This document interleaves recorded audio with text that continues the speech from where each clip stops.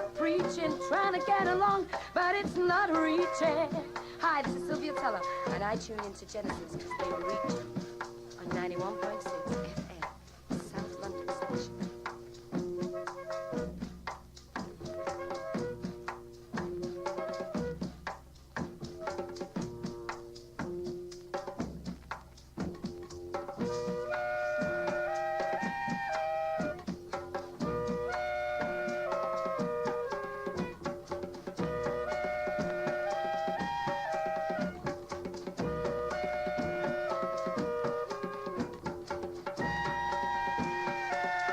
Phenomenon one, special dedication, black man, a black command.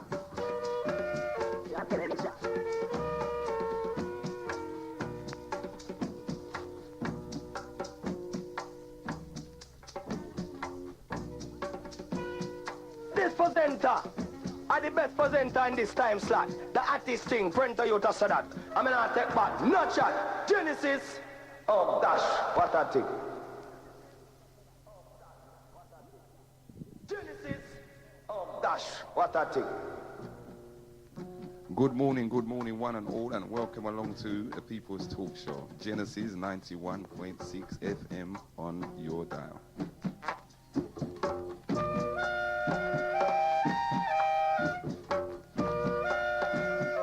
First things first, we've got to say enough respect going out to Brother Owen Hart, DJ extraordinaire. Hear that show there? Boom.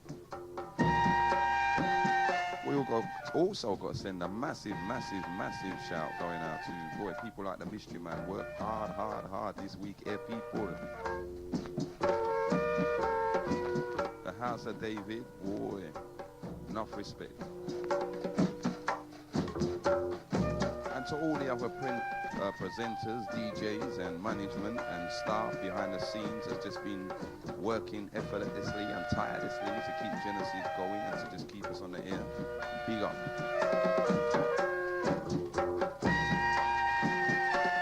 Now, first things first, again, remember we'll have to say it's the People's Talk Show, we're in the house, so, you know, go and knock the door of the neighbor, run downstairs, let them know, shout upstairs and tell them, say, 91.6 is in the house and it's people's time. Get your pen and your paper if you're a first-time listener and a first-time caller, and 0956-618-720 is the number. 0956-618-720.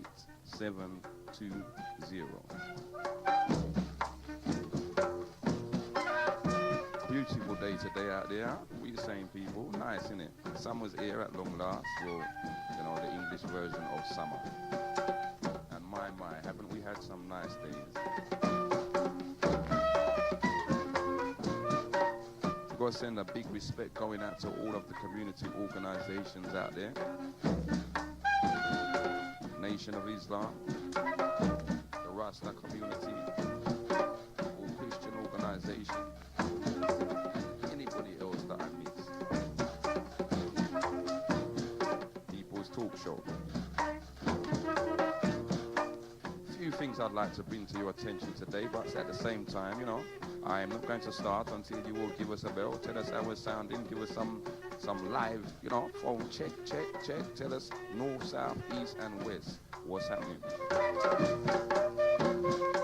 That's on the 0956-618-720. And at the same time, you know, I want to big up all of the other pirate stations. All of the other so-called pirate stations. Let's call them community stations. From you're doing something positive for our community, then big up.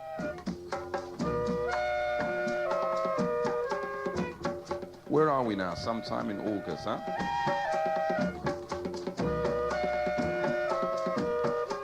I listened back to last week's show and boy, enough respect, callers.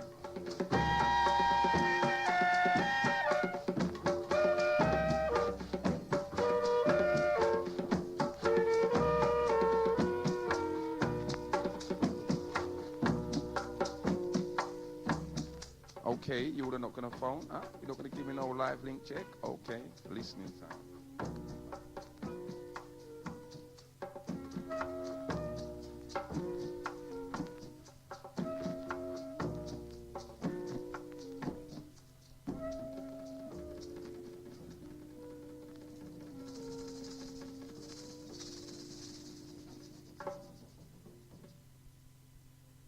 Okay, as I said to you, welcome to the People's Talk Show, 91.6 FM on the dial. Genesis is in the house, and we just want to hear from you all. Been scouring through the news and the reports and what's been going on for the last week in terms of community. And as you look through the pages, yep. The normal amount of doom and gloom. But something caught my eye that I thought was really, you know, in this kind of world, in what we're living in now, what's going on in the situation, there's still hope.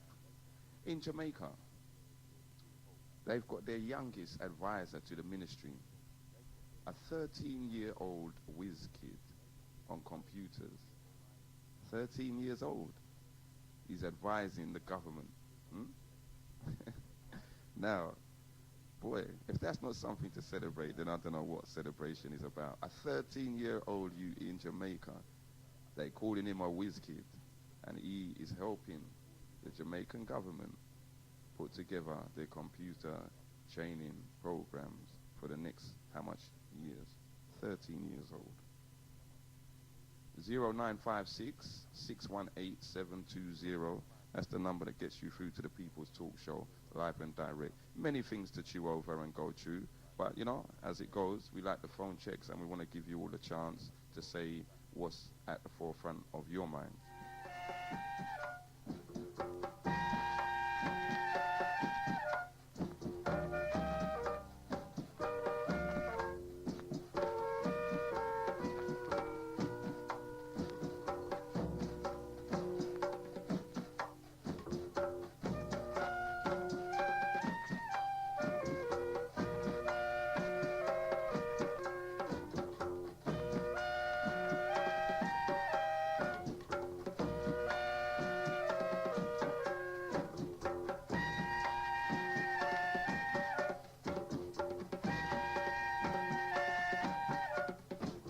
In a week when we've had Jamaican celebration,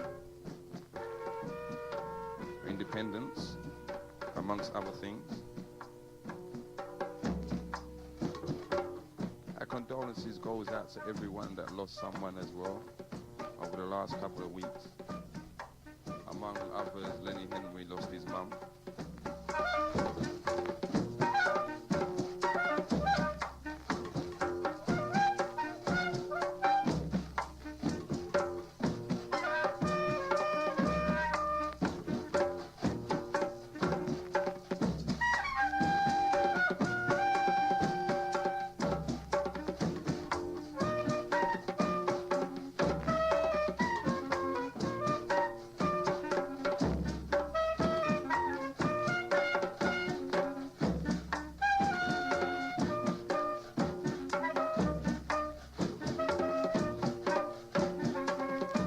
Well, the phone lines are open, 0956 618 720. Genesis is about to start for the show. Genesis is about to start for the show. Genesis is about to start for the show. Genesis is about to start for the show. Genesis is about to start for the show. Genesis is about to start for the show. Genesis is about to start for the show. Genesis is about to start. Good morning, you're in tune to Genesis Radio. Good morning, brother. Good morning, my brother. How are you? Not bad, not bad. Okay. Seems like nobody on phoning in to check this. They ain't wake up yet. That's right, I'm not getting no phone checks at the moment. No phone checks. I think they're all listening. Yeah, but, you know. How we sounding down there? Well, fine. Okay. This is a black power station, you know, and I can't understand we people, you know what I mean? This is the only chance they have to speak on the radio. And still they don't make an effort. Yeah, it seems that sometimes we're a bit slow to the take-up, you know what I mean, Ron? And there is so much for us to discuss. But maybe people are just tired of talking. Well, But how are you anyway? How's everything going? everything is all right. Health and strength is all right. And we must pay respect to one of our great legends that deceased a few weeks ago.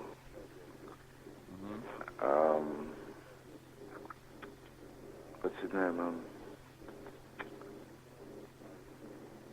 Before, You know the barrister. Rudy Narayan. Rudy Narayan, yeah. Yeah, for real. Yeah, that's a legend. Yeah, he passed away a couple of weeks ago, innit? Yeah. And for a lot of people that don't know about him, even though in the end they had him off and said he was this and that, he championed the black cause all the way. Yeah, but people will talk, you know. That's right. People will talk. You see, people who don't know him, you know, they call him this and call him that, but he represents a great lot of the black community. For real. For a very long time Yeah. as well. You know, it's like the best part of his life he dedicated to. Yeah, he's dedicated, right? Because his brother was my, but people will talk, but all kind of thing, but this and that. So, tell me something. Do you think that we still got these kind of people in the community? They live in there like ants. Really? It woodworms them, man. Or niggers them. They must talk. That's why we, you know, every week we talk. We're so divided and we so this and. Last night, I was listening. What's your name? Show there. Scientist? No, not scientist. Mystery? Mystery Man, and Yeah. they want to know that we always have this negative speech about the Indians, the this and that, and you know, we always talking about the other people, and we're not talking about ourselves. For real. And what we're doing. What we're doing, you know? Because everyone else is getting on with it. Yeah, but we watching one another. All the time, we always talk about the Indians, we talk about the Greeks, we talk about the Chinese, we talk about this body, you know? At the same time, don't you think now, because sometimes it sounds to me, you know, it's like we love to beat ourselves down. No matter how good we're doing, we never appreciate or can see the goodness, but just continually beat ourselves down. All the time. But you know, brother, I you know, you know, when I tell you certain things, you know, it's just like that. I can't understand. We're always watching one another, you know.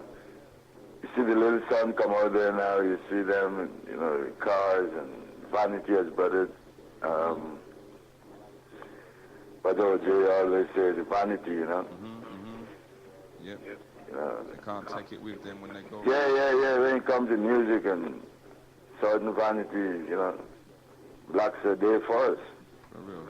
Yeah. For real. They're spending the most money on Yeah. certain things and other things are just going by. I hear, again, last night I was listening to the show as well, and one of the issues that was raised was the point of schools and having our own black schools and finance. Yeah, but when I heard that, I had to laugh, you know. When I heard that, I had to laugh because it's full rhetoric, It's been as spoken. far as I'm concerned, you know. It's been spoken, isn't it? Yeah, all the time, all this fantasy. But you call up, so let's put on our boots and fight now. You see how much of these so-called niggas them run. All these so-called freedom fighters, you see how they run, you know. Because when I heard that, I had to laugh, you know. So then, what do you think it is? You think now, freedom fighters, as how we know them, how they was in the 60s, in the 70s, and even in the 80s, it seems now like it's a different. Yeah, there's the older folks who was there, you know, them was used to fight, but the offspring, they don't want to fight. For real, but at the same time, you know, the young people, in terms of us, you know, because my parents came here, we've been fighting a lot. We've been trying to hold it up for a number of years. You know, so Yeah. is it that the fight is now changed and it's got to go in a different direction, where before we could always point the finger and say that one and this one and that one. Now it seems like in this time that it's more an internal thing. I know. And we're finding it harder to deal with that. Well, you see, this fight is only one way to fight this fight, you know what I mean? There's no other way of fighting, you know, like in this this brother case here, you hear these people use some words like throwaway words, loose words, when they be cornered, you know? You know, fight is only one way to spell it, one way to do it, you know what I mean? Fight is a fight. But some of these blokes, they drop their hands, you know? They don't want to fight. They're not in it, no. No, they don't want to fight. You know? Whoa, boy. Maybe the youths that are coming up underneath us will continue the struggle. You know? Yeah, but you got to have a foundation for this struggle. Look how much legend gone. Brother Malcolm, brother this, brother that, brother, you know, brother Marcus Mazai Garvey. I mean, you know, what more we want? Yeah, and it seems that at the moment, well, in certain respects, it does seem like they died in vain. Because certain things haven't changed. We haven't progressed. You know, in certain areas, that man in the 50s and before was talking about that we should move ahead in. And it seems like instead of going forward, we've gone backward. A lot backward. Because even brother Marcus Mazai Garvey, you know the phrase. He said, when I'm alive, I'm with my people. That's right. And when I die, I'll be like a terror. That's right. That's right. But, you know, where is the evidence of it? In terms no, there's none. Especially certain things I see nowadays, you know, going back in the 60s, you know, when I growing up. I growing up, you was, you know. It make me sick sometimes, man. You know, there's no... And you all have this phrase, the Indians, this other person, that other person. We were before all these people. Yeah. You know? Came in there before, yes. Yeah, we came in there before all these people. So then is it something, because, you know, a lot of the other nations truly believe and have taught for hundreds of centuries that the black man intellectually is inferior. Well, how comes everyone else can come after us and make progress? And you know what's ironic is that when everyone came after us, at one stage they all had to identify with us in order to survive in this system. To survive, to follow, you know, like see you when you're hello brother, hello this, you know. Yeah. And they're different ways.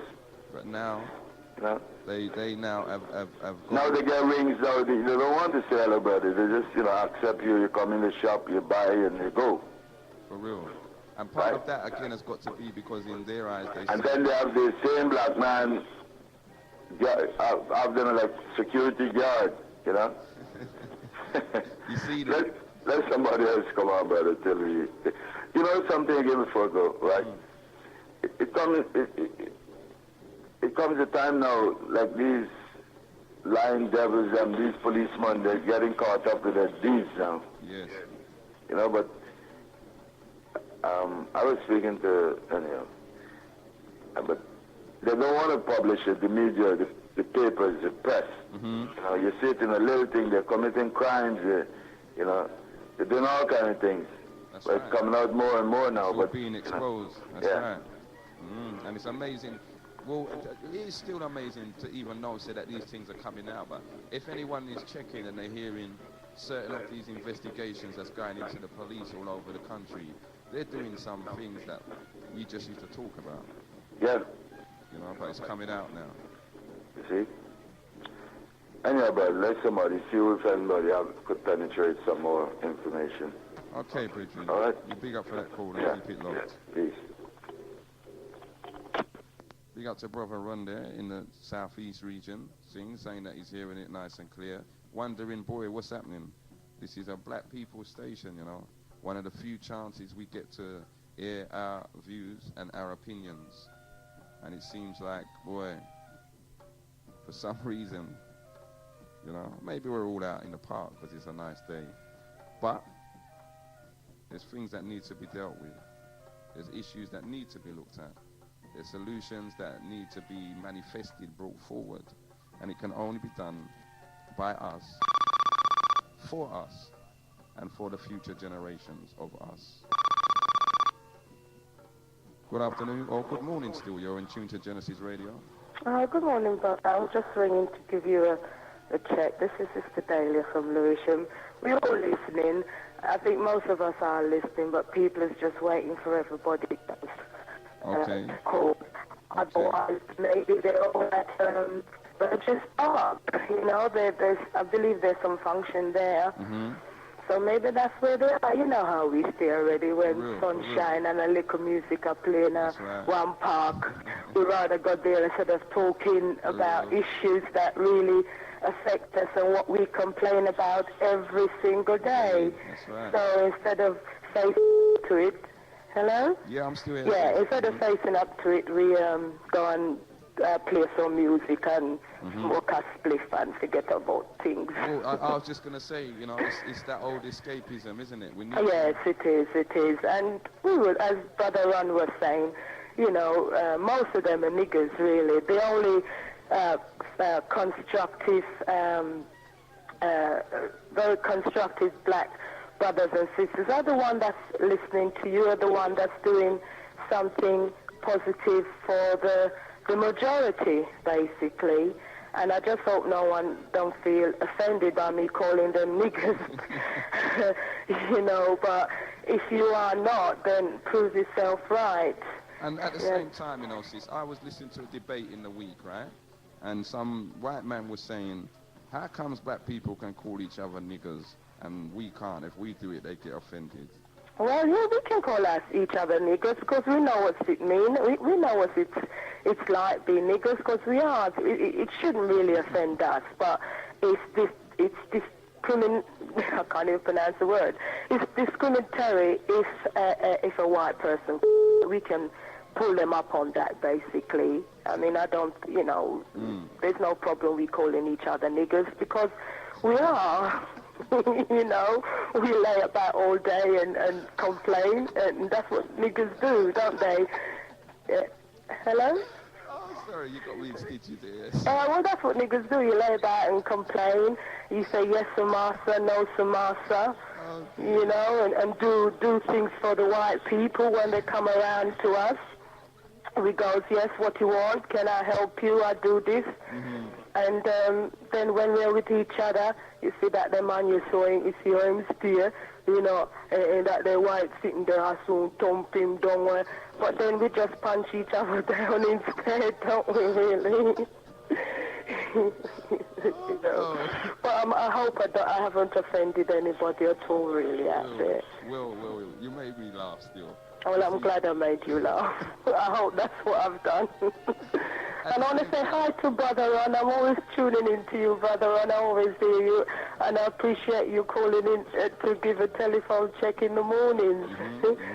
Yes. Okay. I think also as well, brother, people, I think maybe they're worried about the telephone. You know, the mobile numbers. Yeah. Well, that costs a lot of money, you know. For real.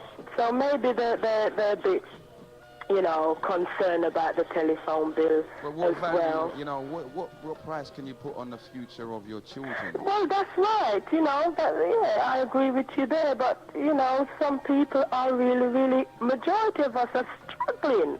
You know, we are just living from hand to mouth, basically. That's the truth. And sometimes you can't even find a penny in your purse. And you know, so many people, they receive threatening letters from the debt collectors, from the council, you know, and these are frightening things because, you know, they can do that. They can sling you out, and there's nothing much you can do. And it's all right talking about it, but we need action. Action, yeah, positive action, you know. So, you know, basically, I think that's why you haven't so far receive a call, but I'm sure you'll receive calls very soon now. Yeah, that's right. I'm pretty sure you will, because we love to chat. That's right. You know, we like to chat, and when action come, we don't do nothing. So you'll get telephone calls soon, man. Okay, and again, you know, not even just for the sake of getting them, but I firmly believe that if we keep talking, then the action must come. It must come. It will. Let me tell you, brother, it will come because it is written. It will come. Let me tell you that. Right. It's not. It's going to be by the minority, not the majority. And I mean, I don't know if anybody's aware of it. The Nation of Islam is planning a 10,000 men march in October. You've heard about it? Yeah, we've heard yes. about it. So this is going to be the start, I suppose, of action. Okay. And depending on how many black men can come out, then action will be something. And it will. We have to be positive. We can't be thinking negative, not now gonna happen, not now gonna happen. I believe it will. Very, very soon it will happen. But, it's only the very few minority are planning this thing. I mean, take, for example, look at what's happening in Northern Ireland. They've let off a big bomb in there and killed 28 people. These people's never given up. Look how long they've been fighting for independence. That's right. Yeah, and also I would like to mention about the bombing in Kenya and Tanzania. And 260 people dead. Right, but they said it's the American embassy that blew up, and it wasn't. No, it was the building next door. Right, so if you buy the final call, you will get an overall picture, a view of the buildings that's been blown up. It's a secretarial college. In the final call, you will see the picture of the buildings, and the American embassy is standing up erect, hasn't been touched at all. And can you imagine who did that? Boy. Right. See? Okay, well, brother, I'll ring up to say hi. I can hear you here in Lewisham. Okay, and we're sounding clear. Yes, you are. And thank you very much for your input. Thank you. All right? Yes. You take care. Bye-bye. True, some things are as plain as the nose on our face. For real. 0956-618-720. That's the number that gets you through to the Genesis 91.6 FM. I like your description, sister, of niggers. And what are you saying, people? Offended or not offended?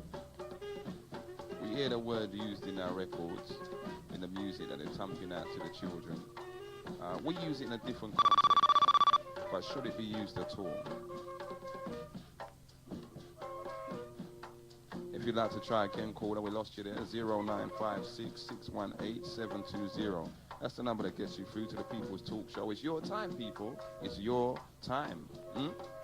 So, make the most of it. Whatever you want to reason about, whatever you want to bring to our attention, whatever you think we need to know, then, make the most of it.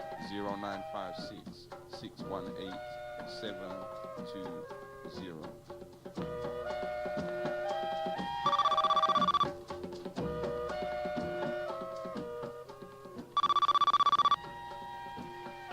Good afternoon, you're in tune to Genesis Radio. Good afternoon, how you doing? Night Rider here. Yeah, how are you, Night How are you doing, man? Say Good. What would you like to say to London Town? I want to say greetings. It's been a long time, and I want to say, I'm glad to see that you're back on air, yeah? Okay. And you got to keep on the fight. And each one of the presenters for Genesis, keep on the fight, yeah? Just keep on fighting. Yeah. I think I was listening in the car earlier, and I think it's Ron, is it? You had a contribution from? Yeah, Ron. Yeah. It's really kind of, I was listening, and whilst listening, first of all, greetings to you, Brother Ron. I couldn't help but think back to the 80s when, in London here, yes, we had some fights just before the police brought out the special units. Okay, the SPGs. The SPGs. Yeah. Okay. I think the Croydon was the first place they established it. Okay. And we, for our generation anyway, were standing up very firm in showing that this is not going to go on. We're not going to allow it. That's right. Because we were aware of the strategies that they were going to bring. That's right.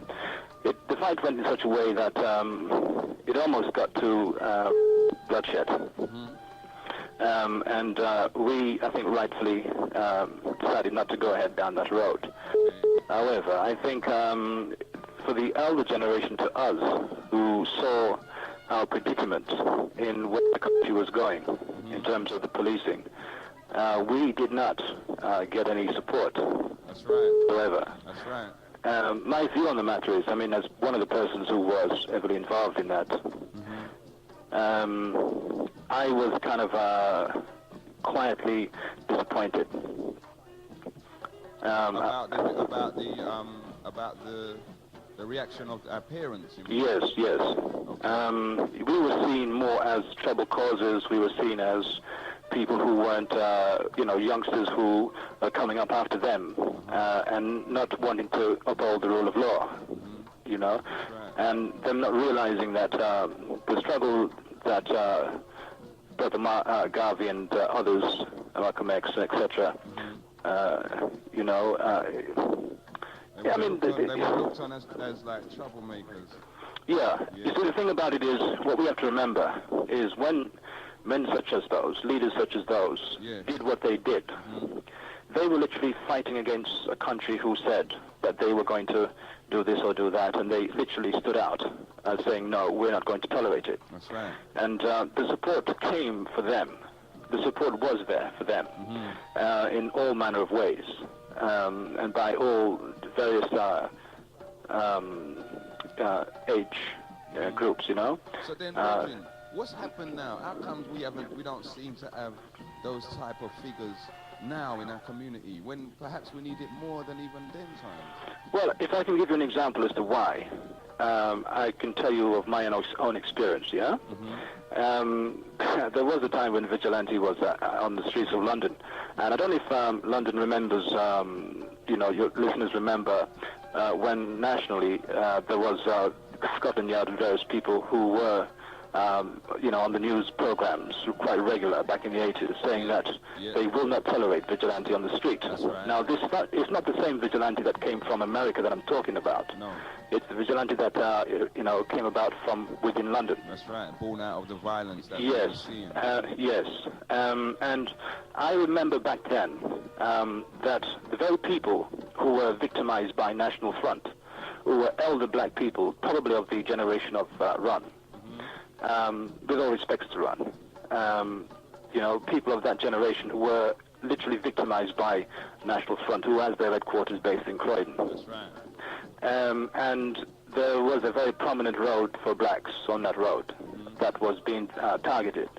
And what happened was, whilst having to set up as a vigilante force, only in response to the lack of police coming out and dealing with victimization by the National Front on a particular road, I won't mention now. Okay. The response from those people who we went out within minutes to help, the response from them when they were interviewed by the television people and the media was such to say that, well, look, we don't agree with these views. Well, we weren't used, but they don't agree that we should be out there on the street doing what we're doing. That's right. Now, I had to, again, I was quietly very disappointed with my elder generation. I had to look at the situation and say, well, look, we put our lives on the line, as many other leaders did, and we did not get the response. They literally went on TV and in the media to say that they agree with the police commissioners, that we should not take it into our own hands when our own people have been by National Front. Now, if that is not a frontline fight, then I don't know what is. What is? I don't know if fight was F-I-G-H-T. If that is not fight, then I don't know what is. So I sum up then in saying that the more we go through situations like that, the more we do have, prospective leaders rising out of our communities, the more we have them going forward to stand up for our rights. And when we do, we get that kind of lack of support from our elder generation, who only look at us as trouble causers. And when their voice is needed to back us in the fight that we've taken on, They literally decide to speak against us. For real. And disown us. Now that is what I would like our elder generation to address, is when the fight is taken on, which has now moved on from the days of Marcus Garvey and others in terms of the way in which this country is now defending itself from those inside the country and out. You know? I'm saying this. How then is our elder generation going to support us if they are not the ones that's going to be doing the fight? If we decide we're going to take it this way or take it that way, whether a million-man march where we're looking for support, or whether it's we within our own communities who decide for pirate radio station, we're going to ask for the community to turn out. And, you know, are they going to turn out? Are they going to support? Okay, well, speaking from experience, okay, when we done the Black Awareness Day, just speaking from the experience of that, many, I'm telling you, I was surprised at some of the people I saw turn out, because I never believed that, you know, we had certainly old people in our community that listened to Genesis Radio hard, and they was there on the day, and they did have something to say, and they said what they came to say, you know, and a lot of it was, I find with the older community, they tend to, when they speak, they tend to bring us more together. They have that warmth, that I don't know what it is, but they can speak in a way that can kind of ease our pain then. You know, so I think, yes, they do. You know, sorry, brother, we lost you, you know, we lost that call. But thanks very much, and try again. 0956-618-720. Oh, you're still there? Oh, yeah, we were right, we've lost you now. If you'd like to try again, my brethren. But yeah, I do acknowledge that.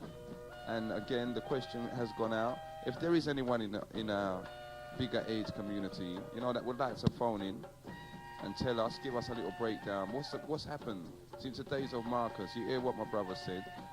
There was SPG groups out on the street, particularly in Croydon. They went out there as young men to deal with the situation and never got the backing of the elders of the community. And it also brings us to another point regarding our elders. There's been a lot of talk this week about our elder generations going into the magistrates and becoming justices of the peace, and, you know, residing or presiding at the law courts and, you know, dishing out justice. What do you think about that? There seems to be a trend towards it now by the older generation. Good afternoon. Good afternoon. Morning, Commissioner. Still morning. Is it still morning? Oh, yeah. You're right. Good morning. Listen, I don't know if you heard about the two brothers who got charged for the murder of the sisters, then. No, I haven't heard anything else. You haven't heard nothing else? Have they been charged? Yeah, they've been charged, but what gets me, one of them's only 17, you know? Really? One of them's a 17-year-old youth. And he ain't even a yardie, he's a man who's doing the ear, sir, you understand? Boy. So I don't know what kind of mix-up he got into to kill them sisters. Oh boy, brethren. He's an English youth, you understand what I'm saying? Well, again, one of the things that's sad is that our children, our young people are getting influenced by a whole heap of rubbish, man. Yeah, that's what I don't understand. Why? How did he get mixed up with these women, or did he get carried along, you understand? But they charge him and another brother, a 28-year-old brother, with murder. And another thing, one of the sister who phoned up earlier on, she said that all black people do is like, we like to talk. Yeah. That's the truth, brother. But when it comes to action, we seem to be a bit slow on the uptake, you understand? We love to sit down and talk and real, but when it comes to the thing, you understand? Yeah, but remember, you know, out of every nation on the earth, we've had the hardest struggle, and maybe people are a bit weary, man. Maybe people need a rest. Yeah, but to tell you, I'm fed up of talking. Why don't we just, you know, that's all we do, talk, black people. And white man knows that. We just sit down and talk. Because they know we're not going to kind of push. We're going to be a bit slow on the uptake. And it's going to take generations of generations, you understand, to get things done. And as for the Nation of Islam march, I don't know what that march is all about. I don't know what they're going to achieve after that march. What is that march about? Well, what we will hope is that the nation will, in time, explain to the people exactly what they hope to achieve from the march and what it is about. You don't know what it's about then? Not exactly. As far as I'm as far Because as... remember, these kind of marches, we've had these kind of marches around police stations and up and down, you understand? Nothing's come of it. I think this is more a unification march, not to direct it at one particular source, but more a unification for the black man of England to unite, to talk, to get down together. Because listen, and you know this, right? We black men here, we hardly speak to each other. Yeah, tell me about it. I know. See? I know. We see each other on the street and we just want to screw up our face at each other. For real. You know? You understand? If people going to come from like Manchester, Leeds, Birmingham, Yep. all down to London. Yep. All the way down, you know what I mean? So it's maybe, a unification march then. Well, that's right, maybe. To bring us, like, together. Yes. You know? Well, I find that kind of hard to kind of, if that's going to work, you know? Well, I don't know. You got to understand what I'm saying, Commissioner. You understand? I do, but, you know, all we can do is either, if we do have that belief that we pray, well, then we pray. If we don't, then we hope. And if we don't, then we try to make it work, you know what I mean? Same. You know, that's the most that we can do, my brother. All right, but if someone is doing something to try and, you know, draw us together and make us, even then as men, deal with the situation, it can only be a good thing. And one's becoming a bit of a legend. Well, for real, someone's going to get built up off of it, you know, but that's the process. That's how it goes, and it doesn't matter what race you are, that's how it goes. Yeah. Someone must get built up off of it. If they're prepared to take the responsibility and all of the war that comes with that, you know, with that build-up, well then, you know, who are we to say to them no? True. But some of us out there, we ain't even got the stomach to fight, you understand? For real. We just ain't got that stomach to fight the good fight for the real cause.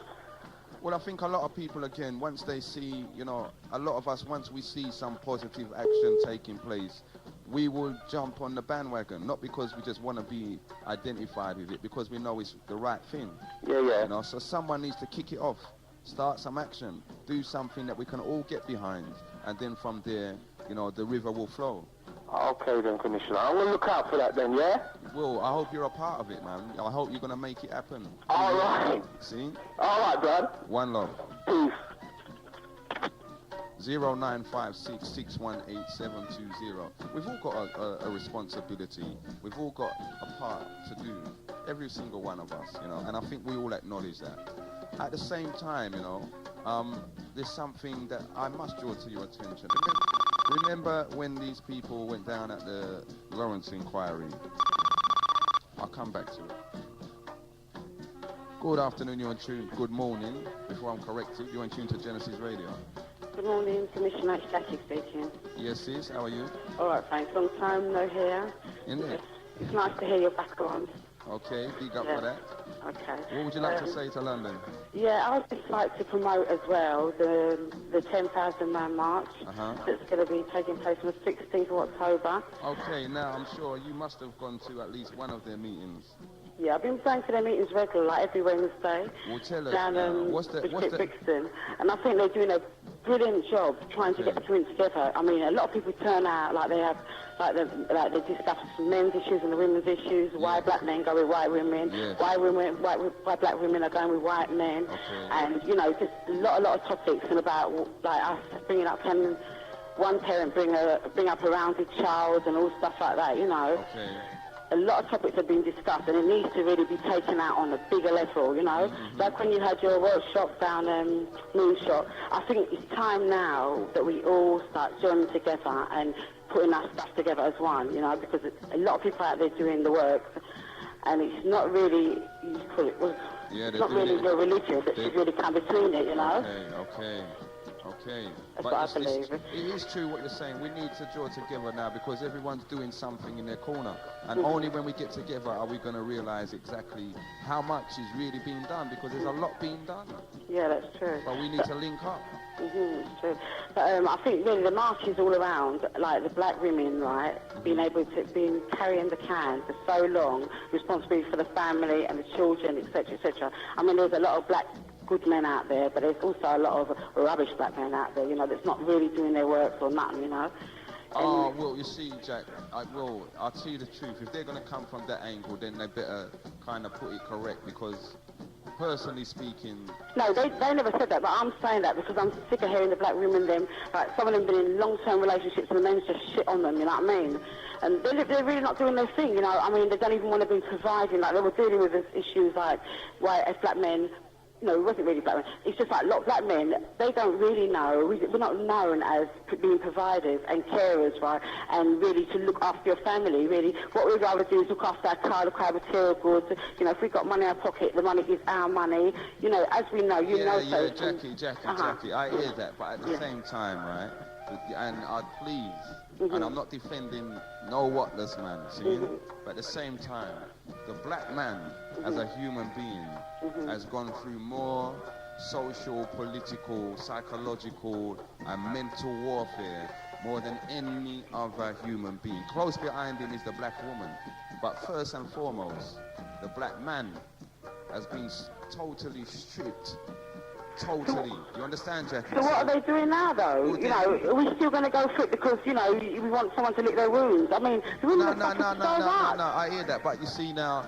It's time we start straightening up ourselves and stop saying that they've gone for it. We've all gone for it. And the women are still going for it even now. Because if we were wanting to abandon our kids, what would happen? Our children? What would happen? Do you know what I'm saying? We have to sort of see this thing through. And it doesn't matter if you're not with them, but you have to learn to be providers, to come and put food on the table, clothes on their back, and do what you're supposed to do. Okay. You know what I mean? At the same time, as I said to you, I'm not making no excuse, but let's take it on another level, just to show you, you know, what really is the problem with us in terms of our men and our women and our families. See, because this has been devised deliberately to put us against each other and to make the black man be like, I don't care, I can have only for youths all over the place and I don't need to feed them. You know what I mean? That mentality has been put in us over a period of time. It's a process that's been implemented and has been effected upon us.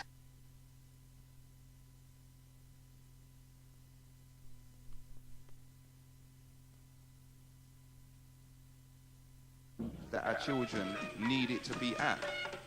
You know, and I think personally, in the last how much years, the black man has come a long way. A very long way. I don't think so, you know. I don't think so. Because I know in my dad's days, like, our dad used to provide. He used to bring money home and put food on the table and help with the bills, right? You know what I'm saying?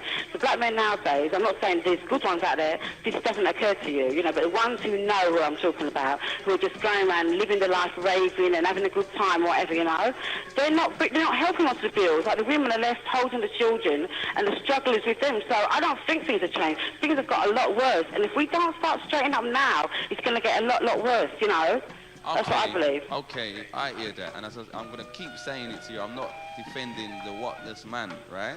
But you got man again, we as black man, right? The job opportunities was closed to us. All right, the school education opportunities was locked down to us from a long time back. There's reports now in our black press that's showing you, they talked to some police people and said to them, look, how come so many black people are being arrested in your towns? Bristol, Birmingham, London, a massive percentage difference between the amount of whites and the amount of blacks that's been arrested. You know what most of them said? And Mystery talked about this last night. Most of them police commissioners or top-notch police, you know what they said? They said the problem is that the black boys are being excluded from school. So you will tend to find that they are the ones that get into whatever with the police because they are not in school, and it's more a social problem more than a law-abiding problem. Do you understand, Jack? Not I do think, even like by sending our children to this like English system school, that is messing up a lot of our children. But at the end of the day, there's no jobs. We have to start setting up something in our community, right? That our children, imagine we send our children to school 8 hours a day to be taught their ways and all their hang-ups and all their rubbish, right? Because at the end of the day, when you leave school, there's no bloody jobs out there. That's right. And you're disassociated from your own society and culture because of what you've been taught for the last 8, 9 years. Yeah, and you feel as if you failed. But years ago, we never went to school. We learnt the family trade, right? And we passed that on. And what we done, we could only improve. in the business, the family business function. We need to start getting together and stop looking for white men to give us jobs and set up our own jobs. There's enough money in the community that we take and blow, right, that we need to just start spending it with our own people, set up a certain, like, we have to start up a kind of, like, set us, Parkinson. Like, we don't have to buy the European clothes, all this Versace and all this rubbish. Right. We haven't even got money, right, and we're going out spending them kind of money on them outfits, you know? Right. I think what we have to do is to come together. Us black people have to start wearing our own African garments, right? You know, we have to start, when we start wearing that is showing a difference with us, I feel, right? And then from there we start putting our little money together like partners and building businesses, right? Like have meetings that we have sort of like, what do you call it, like a partner or, you know, something like that, pyramid, that we can build business up. But we need people who has got that business mind to sort of structure that kind of thing. And we have to start putting our trust in our own people and building up ourselves, because when they're ready to let us fall with their European jobs, we're going to be the first to fall. So we have to start doing our thing ourselves. That's the truth. And again, you know, you see, when you're talking about them kind of things, you reach the situation when the first black man says, I'm going to be the first owner of a black bank in England. Everyone's going to say, me now put my money in that, because when I'm ready, I'm gone with the money. Well, I think we have to start being, like, having trust in our own people again. We have to sit around a table, right, well, a few of us, and people come and put their money together, right? We have a decent business plan that we can show people where things are going, right? So it's like an investment. We have to invest in our own black community, right? If we want changes, we have to start from the bottom. Even if everybody just put £1 and we have a big international day that everybody put £1 in, then we can buy a building and start planning our own agenda, because the year 2000 is coming. What's going to happen? That's only 2 years away from now. That's right. Do you know what I mean? When they're ready to mash us all up, we ain't got no leg to stand on. And you know all what? these Versace and those stupid labels ain't going to do nothing. All these expensive cars, you know what I mean? And you know what, Jack? There's a wider problem that we're missing, you know, all of us.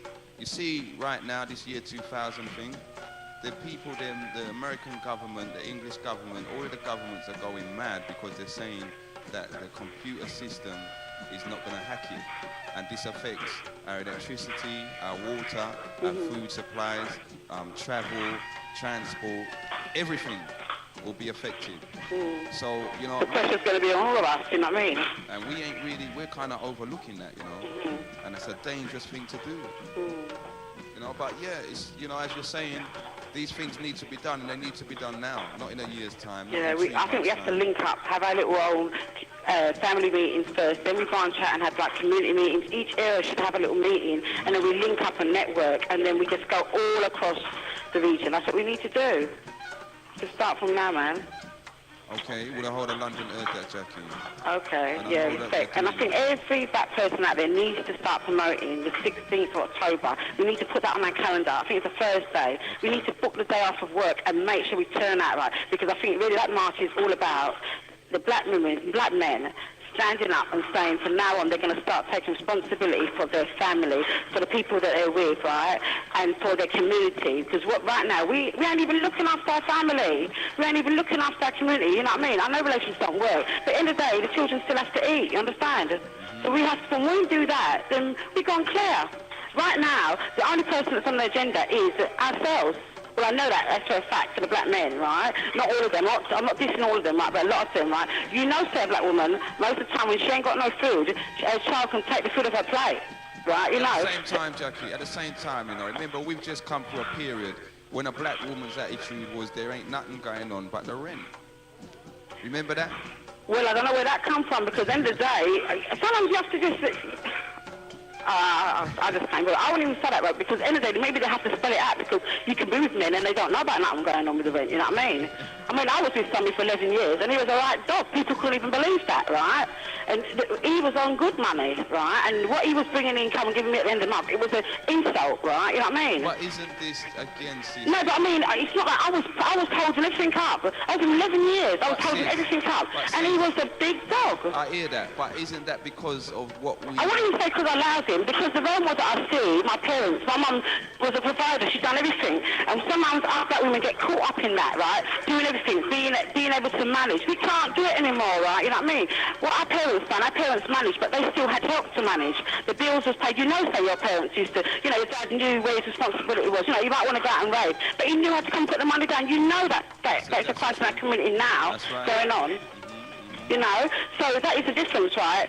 In them days, they knew how to come home and put money down. But in us young people, we don't know how the togetherness. We don't know how to build and plan together. So tell me We've something. got our own agenda. No, tell me something. How comes we don't know? If you, right, saw... Well, you know, we that- do know, but we don't want to know because when they have to run home to their mums and family, they know how to put the money on the table for their mum. To keep, like, for gas, electric bills and everything like that. It has to be done. But when they're with the woman, they abuse the woman and take advantage. Do you know what I mean? So what is... Because I went through that, you know what I mean? And the person I went through that was Mr. Augustus from Lewisham Way Community Centre. He's a counsellor, and he was counselling people's, going out counselling people, you know, in relationships and families and whatever. And his old house was falling down, you know what I mean? He was working from Monday to Friday, from 10 o'clock till 10 o'clock at night. I was left with the children all day. Saturday and Sundays, he was picking up his football bag, running to cricket. If it wasn't cricket, it was football. Do you know what I mean? 7 days a week I was getting on with it. So in the end, I felt I was on my own. I'm just going my way because you're just a selfish so-and-so. After I've been in a relationship for, say, 9 years, I said I wanted a commitment, engagement ring. He turned around and said to me I was blackmailing him. So these are people in the community who are supposed to be so upholding and responsible. They're worse than dogs, you know what I mean? Well, you know something, sometimes it's unfortunate for some strange reason. No, it's happening to a lot of people, because I hear it every day now, and it's even the younger ones it's happening to now, because the men don't want to make a commitment. They want to have a run around or play around. And when you start standing up and being firm and standing up yourself, you end up getting told that you're blackmailing, you know, you're trying to boss them, you change. All they want is someone to tread over. I mean, I'm no one to tread over, you know what I mean? So I knew in the end, go your ways, because I don't want to set that role model for my boy children to think they can grow up and treat women that way. You're supposed to treat women with respect, right? And the same for women are supposed to respect men. And obviously, it couldn't have been that bad if you can hang out for flipping, what do you call it? I was keeping everything running for 10 years. As soon as I turned around and he had to start being a provider, he weren't having it, you know what I mean? Yeah. And he's off to Jamaica. I mean, I'm pregnant with my little boy. He was off to Jamaica for 7 weeks, and I wasn't supposed to say anything. You know what I mean? Like he's a single man. Well, you know what they say, right? You never miss the water to the well runs dry. Yeah, he's got savings plans. He's got everything in his name, house and name, everything like that, and nothing was in my name. Now you tell me if that is responsible. This is what we have to endure as black women, and it's not. Nothing has changed. It's just getting worse. We have to stop that rubbish now. You know what I mean? And start straightening up ourselves. Yeah. But Jack, at the same time, you know, one experience in hundreds of thousands, you know, it can't really be taken and used as a general opinion. No, I'm not saying that, but it's happened a lot. If you put a line in, you see how much women sign up with the same problem, right? We're all going to a place, you know, in the end, if you want to keep that man, you have to compromise. And I ain't compromising myself till I lose all my inhibitions and everything. I'm not doing it, you know what I mean? I need to have what I need to have, you know what I mean? And it's not say your answer for the world, because you can hang out that long. What is it, you know what I mean? It's no big thing, because I know in the end of the day, he wasn't no good for me. He needs straightening himself. He's got a long way to go, you know what I mean? As far as I'm concerned, I know I've grown, and he's done me a favour, because I don't need to be with rubbish like that. And I feel we have to start straightening up ourselves. Stop compromising yourself. Because when you compromise yourself, you're setting up your children the wrong role models. I mean, I saw my mum in a relationship. She was the doer. She used to do everything. My dad didn't do nothing, right? I didn't want that, and I knew the difference between it. So we have to start, you know, when you see people who don't mean no good, you've got to learn to walk away in the early stages, and don't let years and years pile on. And don't listen to all, I'm going to change and beg. You know, I've had it all. That's why I put up with it that long, you know what I mean? We have to just see what is for us, and you have to put them through certain tests. And if they ain't going to provide and they ain't going to really be there for you, you move on and go somewhere else, because by sitting in a relationship like that, you're setting your children the wrong role models. And things have got to turn up. We've got to try and build up our children to love themselves, right, and to start giving, like, you know what I mean, being providers, you know, showing love, a completely different level, you know what I mean? Yep, I hear that. But to start turning things around, no, not just a convenience and, it's better than nothing. No, it's not better than nothing, because in the end, it takes away your whole spirit, emotionally and physically, and everybody suffers. Okay, well, the whole of London heard that, you know, and boy, advice, yes, certainly, for men and for women. I hope the brothers take it on board and realize that there are some of our women out there that is feeling the same way you've just expressed. So, you know, maybe it's time again. Maybe the march will be a good thing in terms of Well, it's for women and men. It's for everybody, even your children. We have to come together as one on that one day, right, and try and turn things around, you know what I mean? Okay. It ain't going to happen overnight, but it's the beginning. And everybody else, all different organisations need to get there, you know, round up their people and come, and then try and sort out some kind of agenda after that, you know? Okay. Enough respect for your causes. Yeah, take care. Bye. And kiss up the children, all right? Yeah, okay, you look after yourself, bye. Take care. Did you all hear that, black men? Not fulfilling our responsibilities. Leaving the women to carry the can. Good afternoon, you're in tune to Genesis Radio. Yeah, good afternoon, brother. It's Sister D here again. Yes, Sister D. Yeah, I just want to clarify a couple of things. With no disrespect for the sister that was on, I think I know because I have been to the discussion at the Nation of Islam. Okay. The black men has been through a whole heap of roughness. They've been through a hard time, right? And the purpose for this march is to atone, meaning to pledge and to accept their wrongdoings or our wrongdoings, basically, to declare and to commit the responsibilities and to recognize what they have done in the past and present, and to commit to each other that they're going to do what they can to make amends and support each other, to support the sisters and the brothers. It's for, like the sisters say, it's for women and men. It's for children. The sisters will be there to support the black men. The march is basically for black men, but the sisters will be there to support them, right? We're not going to be there to curse them and say, look what you've done to me, you never take care of your children, you know, me, I 4 picnics a year, blah, blah, blah. You know, that's not what we're going to be there. We're going to be there as one. We're going to be there to support the brothers, for all of us to honor our ancestors and to give promise to our children to say that yes, we're going to be doing whatever we can to take care of you, to accept our responsibilities and do what we can to support you.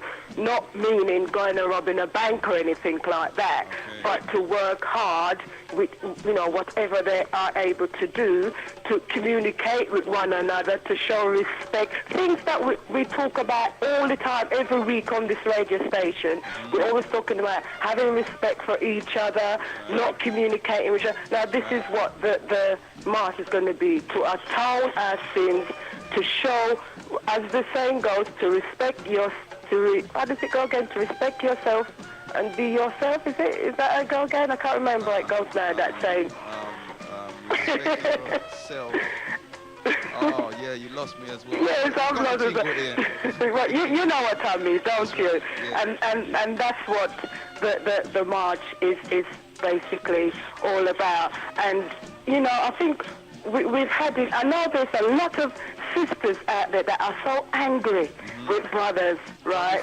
But don't you think that they've got all right to be? Yes, they have. But, right, sometimes we want to hear, personally, I think we should deliver it in a positive light. Yeah. I know there's a lot of angry women out there, but this is what the white man wants to hear all the time. They want to hear us slashing at each other, angry each other, and not by we having a go at each other. We're not focusing on the real issue of why we're here. How comes our mind is how it is right now, and why we're not in work, why the children are being excluded from school. Everything that's been happening to us is for a purpose. It is for a reason, right? And the white man has planned to destroy thousands and thousands of us, now and by the year 2000, and it's happening now. And I know a lot of people think, "Oh, what's she talking about? She's talking a lot of nonsense. What do you mean, white man? I got this dry way." Well, you only got to open your eyes and look around and see what is happening. Right? Now, these are the issues that, we should really focus on, why is this happening and why we're here to, we should be here to support each other, to be here for each other. Forget about, like I said, what the brother has done to us. We've got children all over the place. Yes, we have, and it's a shame. I'm in the same boat as well, right? But we want to hear about being there for each other, so supporting one another. What we're going to do on that day, the 16th of October, which is a Friday, what we're going to do to atone our sins and be there for one another, right? That's what it's all about, brother. I can't remember your name. You never can. No. Commissioner. Commissioner. What's your real name? I tell you, if I meet you down there on the day, 16th. I'm sure I know because I know what you look like. You right? know what I look like? Yes. Okay. Yes. But not if. I want to see all brothers a day, you know. I don't want to see just more sisters and a very few black men.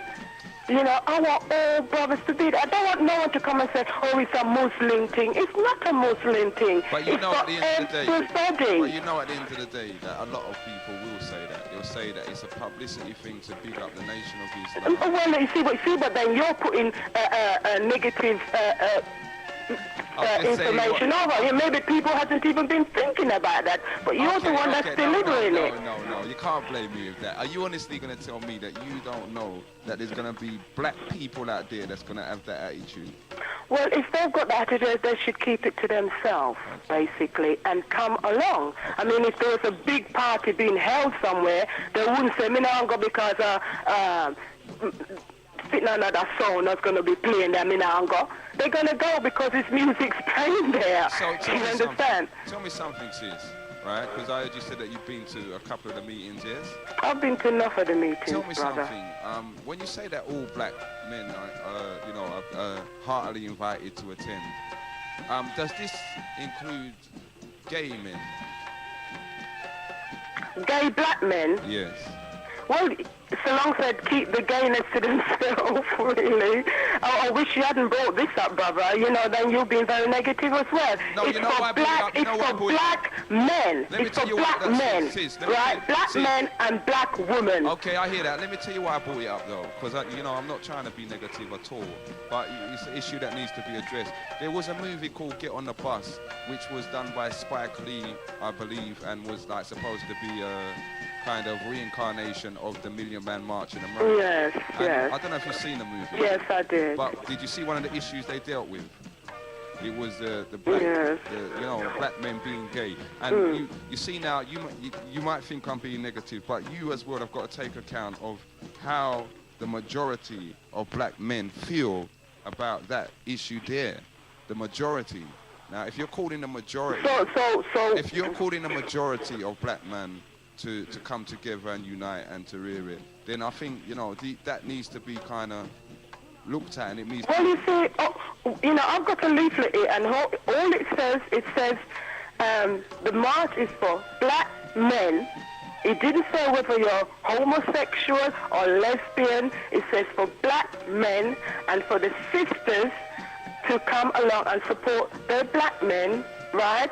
It could be supporting their the brothers will bring along their wives, their mothers, their sisters, their aunts, uncle, cousin, you name it, right? Okay. So this is not like an organization that you're working for where they've got equal opportunities spread all about and you have to pretend that you're all for so and so. It's for black men, and if they're homosexual and they want to come, they come. They're skin black, they're full of melanin, they come.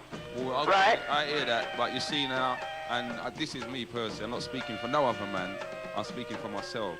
I refuse to bring my family or take myself to any venue for any reason where the gay community are part. Well, we didn't say gay community, and I think you better check with the Nation of Islam and to confirm that. That's right. Right, you better confirm it. To be clear. Right, because sometimes you see black gay men, you don't even know that they are, unless they're dressed in a particular way, you won't even know that they're homosexual. That's the truth. Right. Again, at the same time, these people tend to want to make a show of themselves on. Well, do you think they would do that with the Nation of Islam, which is this march organized by the Nation of Islam? Well, boy, if the gay community could down in Jamaica kind of ask that they. That is Jamaica. Look, Jamaica is so dependent on America. Jamaica do everything that America tell them to do, right? So you can't compare it. No way.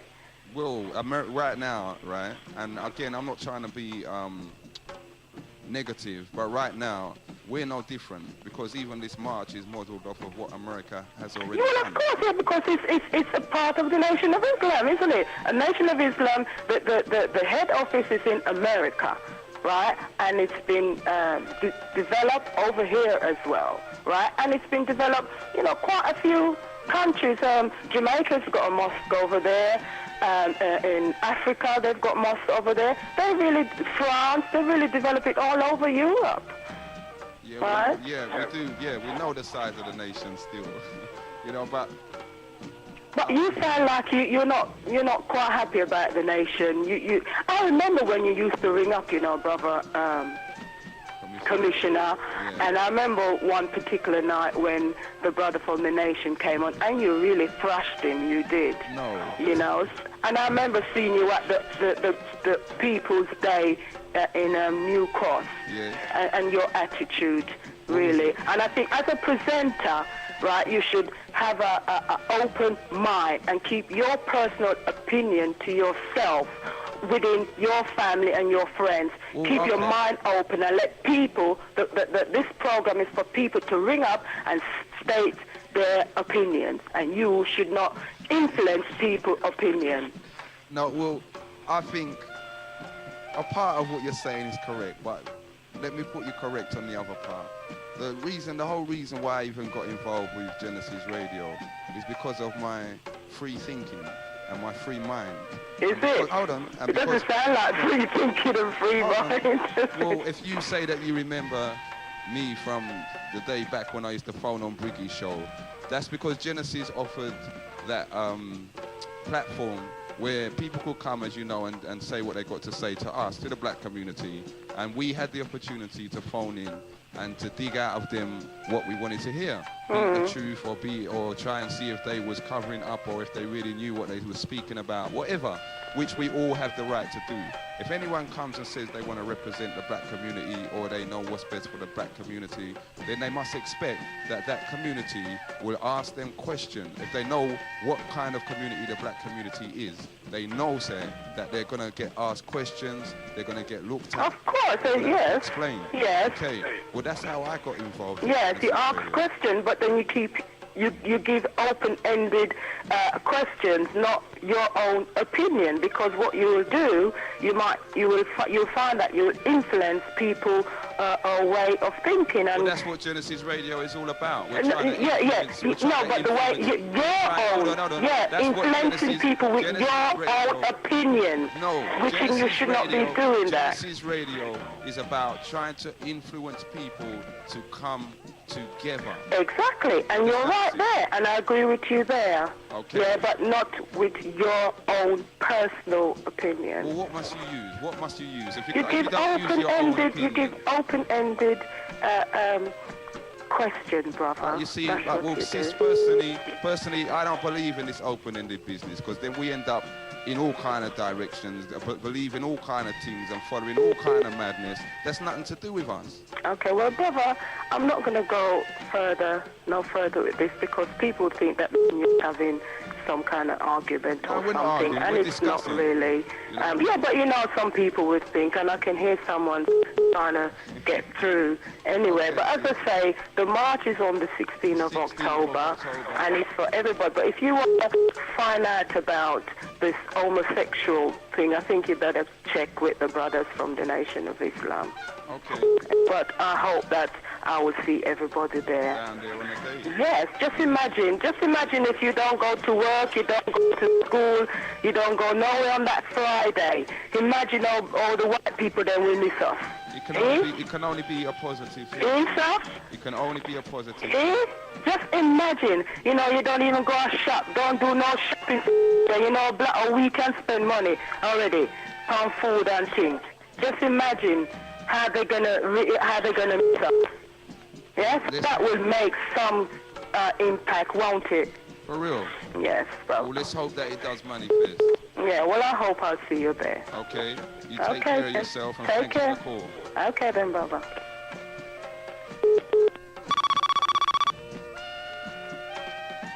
Good afternoon. You're tuning to Genesis Radio. Yeah, there's too much complaint from black women, you know. There's too much? Then it's part of the problem too. What is, Bridget? Hey? Say that again. I say the black woman is part of the problem too. You have to check the way them treat her and I, you know? Okay. And you see them on the street and you say, good morning, and they don't even look for you. Okay. Them come on the train and see a black man sit down and them stand up and move, you understand? Don't you think that's because of their experience that they've had? Experience of what? We have experience too. Not true? That is the truth, yeah. Yes, right. So, you know, it goes 2 ways, you understand? For real, them but come on the train, a crowded train and see a Rasta man and sit down and them stand up and move just like the white man and treat you like say he's nothing. You know? Again, Bridget, don't you think, again, right? Yeah. It's like there's a percentage of our women that is actually calling to the black man and asking him to take on his responsibility and to do what he's supposed to do. What is he supposed to do? He's supposed to preserve his race. He's supposed to provide for his children. He's supposed to show his children the right way so that when they grow up they can be adults that contribute in a positive way to their community. Yeah. That's what he's supposed to do. Yeah, but you see right now, Commissioner, you know, that's not the way things are. It's coming like people use children, you know, the all kind of thing, yeah? Yes. If them have problem between mother and father, I better for two of them get together and solve it, yeah? Yes. But then they use the play. It's a game, you know? They use the children. For real. You know? I'm going to sit down in front of the white judge and, you know? At the same time, no, man. Brethren, again, right? I'm sure, I don't know if you can remember, I think it was around the 70s is when laws was actually changed and laws was brought through to make divorce easier. And it affected the black family in a tremendous way because all of a sudden women were able to kick their husband out of their house and get more than half of his worldly possessions. And you know what I mean? Yeah. And it did have a great effect, a devastating effect on the black community. Now we're just trying to recover from that. There's over between the generation that grew up, say, in the late 70s up to the late 80s, I'd say at least 75% of them come from broken homes or one-parent homes. So the problem is all of you understand? Yeah. Male and female, so we have to get together and solve it together, yeah? I blame it on black man, you know? Black woman guilty too, you know? But it does seem to appear that our women at this present time are taking the brunt of the burden. They're taking it on. And it's like a lot of men have just run away and just left it, man, and just, I don't know, it's like... Yeah, because there's pressure, man. Some woman wicked, Bridget. You know? Some woman wicked, and some man wicked, you know? I hear that. You understand? I hear that, Bridget. Yeah, they use and abuse you, and they mash up your brain, you know? And sometimes one day them tell you say the child is yours, and next day them tell you say enough for you. You understand? At the same time, you know, one of the things with us, the relationship with us and our women, is that both of us must realize what both of us have gone through, you know, and that is a contribution to the manner that we're acting and the way that we are now. You know, now if we maybe as a man and a woman talk about these things and how each one of us went through and get a better understanding of each other, you know, then it can only be a positive thing. That is very true, but you know, as I say, it's two-way, you know? For real. It's black man and black woman, you know? It's both of them, man. It's not only the black man. The black woman guilty too. Yeah, for real. Them guilty too, my friend. For real. That's how it goes. But at the end of the day, we have to get... You see, again, one thing with us, I know, brethren, I notice, is that when black people in a certain situation, the first thing they want to do is point out that they're not the guilty party. It's someone else's fault, you know? And we have to get away from that now. We have to forget whose fault and who's the guilt and really just deal with the situation. You know what I mean? We have to do that. So, for the sake of that, black man and black woman, it doesn't make no sense that we look at each other and say each other is this and each other is that and we have to get together and solve or find a solution. You know, to whatever problem is facing both of us, because at the end of the day, there's children involved. Yeah, cause you know a lot of them complain that they, you know, there is no, they ain't got no man and all them thing there. But you know, you try to just talk to them, you know, and you get a rejection. You know, the kind of rejection where you get, it's like you don't even have the will to talk to the next one or even be polite to the next one, you know. You understand that you get disrespected, man. Well, yeah? Well, brethren, and the way we look on it, most of them don't even look like black woman, you know?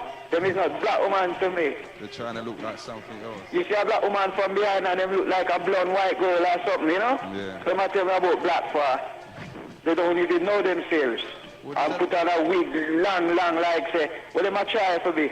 Well, as we said, brethren, just be natural and black woman, innit? But there's a long way for both of us to go, you know what I mean? Yes, right. You know? Because them lose them identity, you know?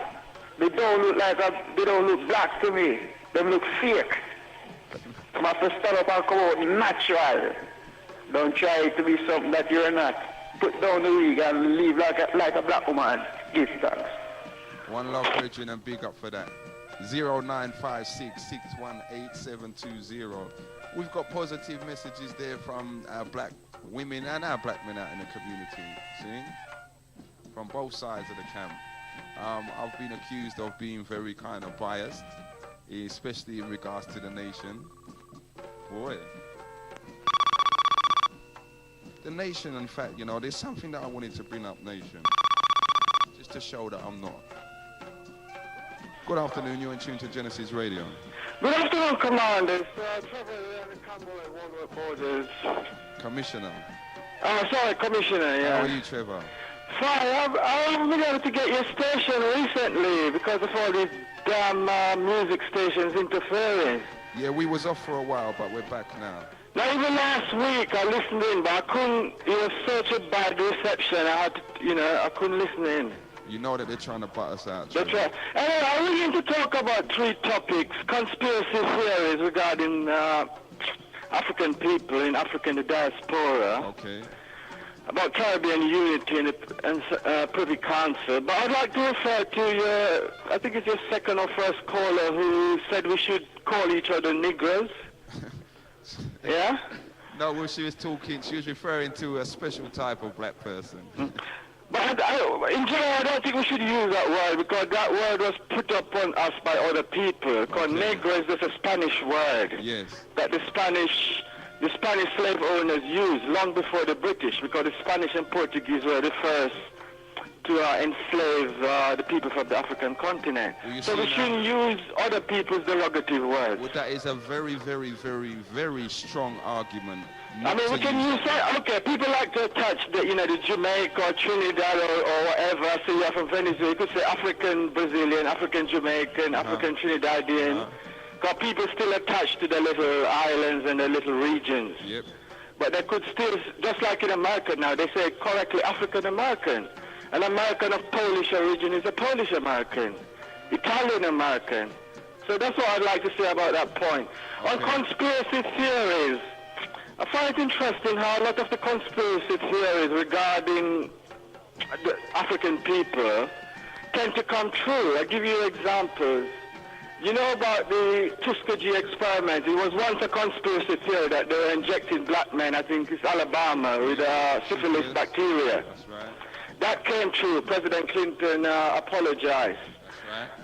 I think even Farrakhan was saying that the CIA was selling drugs in the black and Hispanic inner cities to fund the Contra movement in Nicaragua. That came true. Yep. Now, people were saying under the apartheid that they were developing germs and things to kind of make, I think, black women infertile. That's right. Now, under the Truth Commission in South Africa, it has come, in fact, I have a clipping from The Guardian. It has come true that the scientists who was involved in that scheme said they were developing a vaccine, for example, to make black women infertile. That's right. Secondly, they were using ecstasy long before we have ecstasy problem in England. They was using it there, making it and using They were making it and distributing it to the, you know, the townships. That's right. So that the people would become drugged out of the eyeball and they wouldn't have any kind of political consciousness. That's right. Now, next report I heard, which is still a conspiracy theory, is that a black leader was involved in this. I don't know if you've heard of Dr. Jonas Savimbi. I have. He's leader of the UNITA movement. He's causing a lot of trouble at the moment as well in Angola. Yep. He actually asked for some of these white scientists to develop this because he said most of his best soldiers were women, but they were going off too much to get pregnant. So he wanted them to become infertile. So here you are, it seems like a black African leader sponsoring this. People are kind of using his money to contract this out to get this vaccine. Mad. Which I don't know if it is true. I mean, it was mentioned in The Guardian. It's not, like, it didn't come out in the True Commission because he didn't appear. And right now, they had a peace treaty in Angola, and he's going against it now, causing a lot of mayhem and tribalism and all kinds of things. And just making people lose their life, huh? And making people lose their life and things like that. And at the same time, you know that same scientist in South Africa? Yeah. Who was like head of the germ warfare program. That's right, that's right. Isn't that man madder than what they would have said Hitler was? He's madder than, what's his, Hitler and Mengele? He's mad. Remember that Dr. Mengele, was it? Yeah. Did you see they done an interview with him, they done a show on him? Yeah, Mengele and Hitler were classified as barbarians, anti-democrats, evil. But these South Africans, they're not really being classed as evil, Nazis and barbarians, are they? They should be. They should be. They should be, but if you notice in the British press, even the article I've seen in The Guardian, it mentioned it, but it didn't say like when they talk about the Nazis and Hitler, like he was an evil barbarian. That's right. It mentioned him in a very, casual light, yeah. That's right. Whereas things to do with Hitler and Dr. Goebbels, they were barbarians, evil. But maybe because some of these scientists in South Africa, some are Afrikaners, but some were of British origin. British, yeah, English boys. Some are English stock, isn't it? So maybe that's why. And lastly, I don't know if you heard about, in Europe, they're coming together, forming the European Union. Whereas in the Caribbean, we seem to be splitting and fragmenting further and further. Well, I see Fidel Castro's on tour out there. He just left Grenada. Yeah, he visited Jamaica. He was greeted very nicely in Jamaica and Grenada. Yeah, so I don't know whether I don't know what they're doing down there in town. That is a good, because I think the Prime Minister of Grenada and Jamaica said that they're not listening to what America said to them, that they regard Castro and Cuba as part of the Caribbean family. For real. And I think that's a good point, but the negative point was they recently had a referendum in Nevis. It used to be St. Kitts, Nevis and Anguilla. Yep. Anguilla broke off and stayed with the great mother country, Britain. Yes. Now, Nevis had a referendum to break away from St. Kitts. That's right. There was heavy pressure from other Caribbean leaders. They won the referendum, but they didn't have enough majority to break away. Okay.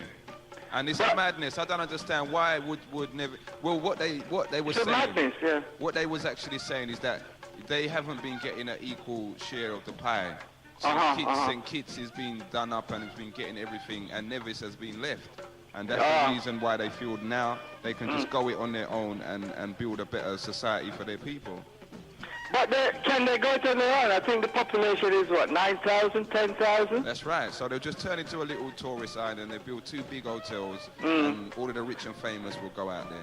They'll turn into a tourist island or a kind of offshore drug, That's right. On the drug route to Florida, things like that. That's right. Because I don't know if you remember, we had the West Indies Federation in I think it was the late 60s. They formed the West Indies Federation. Yes. And it was Jamaica who broke away. There was a referendum in Jamaica where the GLP was fighting against the Federation, and Norman Manley and the PNP lost that.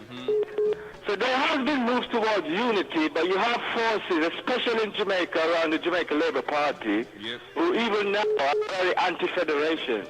So, and again, I don't know if you heard, right, Trevor, that America is actually trying to, is it Mexico or one of them, they're trying to make it another state of America now. So it seems like they're even stretching their border further towards the Eastern Caribbean, towards that. Well, they already got Puerto Rico. Puerto Rico is one of, not a state, but part of America, isn't it? That's right. Puerto Rico is not far from Jamaica. Now Mexico, which is a huge country, is already part of they call it, North America, common market kind of thing. So maybe now America wants to take take it over completely. They're stretching their hand far. But if you know, the southern states of America, like the name New Mexico, California, they're all part of Mexico. That's right. Which these people were. Anyway, lastly, I've got a conspiracy theory of my own. You know the bombing in Kenya? Uh-huh. Everyone is saying, everything that happens is a part of Islamic extremists in the Middle East or Muslim terrorists. That's right. Now, the bombing in Oklahoma, they all said it was Islamic extremists. It turned out to be homegrown, what they call a militiamen, Ku Klux Klan type of people. Okay. There were evil attacks on Muslims and Arabs in America because the media put over that it's Islamic. Well, in Kenya, is it possible that it's not these Islamic people from the Middle East? One conspiracy I have, you know, the Clinton administration is going through a lot of trouble. Could it be the CIA themselves that done it to divert attention from domestic problems that Clinton is having? That's a very, very, very, very strong possibility. That's one concern. The second conspiracy theory, could it be internal that you have the Kenyan opposition who have never held power? Since independence, it has been one party. KANU, you had Kenyatta, then you had Daniel Arap Moi. I hear that, but I find that less of a possibility. That is a less of a possibility, but I'm just, as you say, your station is a free-thinking station. I'm just thinking aloud. That's right, Bridget. And, you know, there's a lot of people that was thinking that anyway. Clinton just blow up down in Africa. Truly, he's taking his attention off of him and the girl in court. But, you know, the CIA theory is much stronger because, as I said to you, the CIA was selling drugs, and everyone said that was a lie, and now it was admitted. It's been proved true. So anyway, I'm looking forward to that conspiracy theory being proven true. Okay, my brother. Okay, brother. Thanks for listening anyway. Well, thanks for your Take information. it easy. You keep it locked. Bye. Oh, Trevor. Hello? Yeah. One thing, I heard you on Moz D. Hello? I heard you on Moz D. Moz D? Moz D, football show. What was I talking about? Jamaican, Nigeria? That's right. Oh, yeah. Okay. You take care. Take it easy. All right. Okay, bye. Good afternoon, you're in tune to Genesis Radio. Good afternoon, Dr. Owen MD. How you doing, man? You cool? Good afternoon, London. How are you? Hey, dig this, man. I was listening to the sister talking earlier. Yes. Nation of Islam daughter. Yes. Ask her, can she do for me and do for the whole of black people in London, in the diaspora? Why don't Farrakhan stand up and talk about these Muslims slaughtering people in Ethiopia and Sudan? Why can't he stand up and talk about the Muslims in Ethiopia and Sudan? Yeah, them one who's slaughtering black people. Starving them out, take away them land. You understand what I'm saying? This has been going on for many years, and they've been sitting about watching it happening. Well, They would go like famine now in Ethiopia, famine now in Sudan. Well, I hope someone corrects me, but I don't think the nation actually identify with them set of Muslims. But here I'm saying they identify as being Muslim, being Islam, and then, what's his name, Libya, Gaddafi, or going to Arabia or whatever. It's all in one, my friend. And at the end of the day, it's black man and woman who's losing out. Land, justice, and equality. If you don't have land, you don't have none of that. You understand me? I hear that. All I'm saying, it's a good thing if all we could get together, both man and woman, on that day for the march, whatever. I'm not going to be there. I don't want to be no screaming target, but it's a good idea. Yeah? And you have some sisters who's coming on the ear, hearing their views and anger about what they've been through, this black man and that black man. Can you ask them to hear that behind closed door? I'm a black man, you've been through things, I've been through things, but you can't hear them things over the ear. But at the same time, you know, maybe the black man, them need to hear it. You know, maybe because when the women talk to them... I'm getting cut off. I'll catch you next week, yeah? I'm short on cash and everything. I tried, okay? All Shut right, up. keep Guide it them. up. All right. Maybe when women talk to their men behind closed doors, the men just fob it off. So the women think, boy, you know what? It's time to just expose them up front and make them change in that way. You know, but maybe it's done through hatred and maybe it's done through love. You know, because sometimes you have to go to extreme measures to put someone correct, to make them realize what the real situation is. 0956-618-720. That's the number that gets you through to the People's Talk Show. This is the Genesis 91.6 FM. We're in the house, Commissioner, myself, me and I, along with you, the people, the family out there in the London region. See, if you've got anything that needs viewing, if you don't agree with anything that you've heard in today's show, then give us a call and let us know what you've got to say. We've had a lot of strong and positive information and input from our callers so far. You know, yep, sometimes you got to hear your linen or your dirty linen. Sometimes just to get maximum effect, you do it in public so that everyone can see that justice seems to be getting done. So even though, you know, it might be, boy, we feel away certain time when we hear certain things, but the format of this People's Talk Show, there is none other like it. None other. You know, this is Genesis Radio. Just like there's none other Genesis Radio. Big up to all of the DJs, presenters, and workers behind the lines concerning this radio station. Caller, we lost you if you'd like to try again. 0956-618-720 gets you through.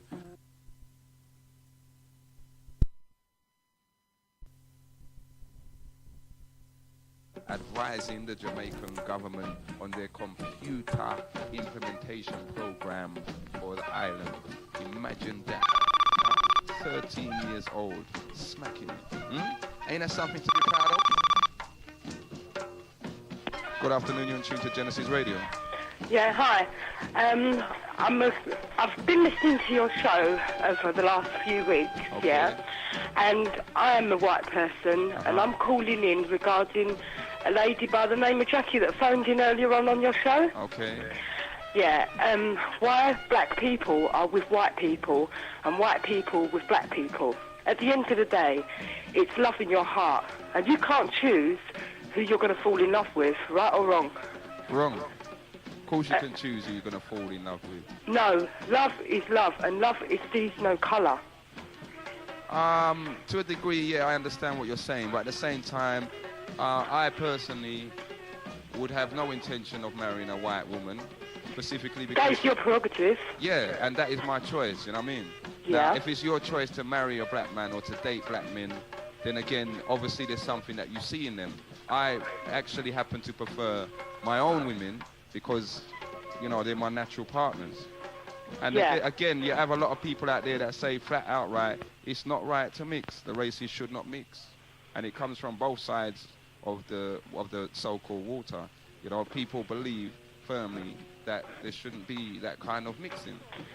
So therefore, what you're promoting over your airwaves is racism, because you're talking about the Nation of Islam, and is the Nation of Islam religious? Isn't that a religion? And are they just saying that Islam is just solely for black people?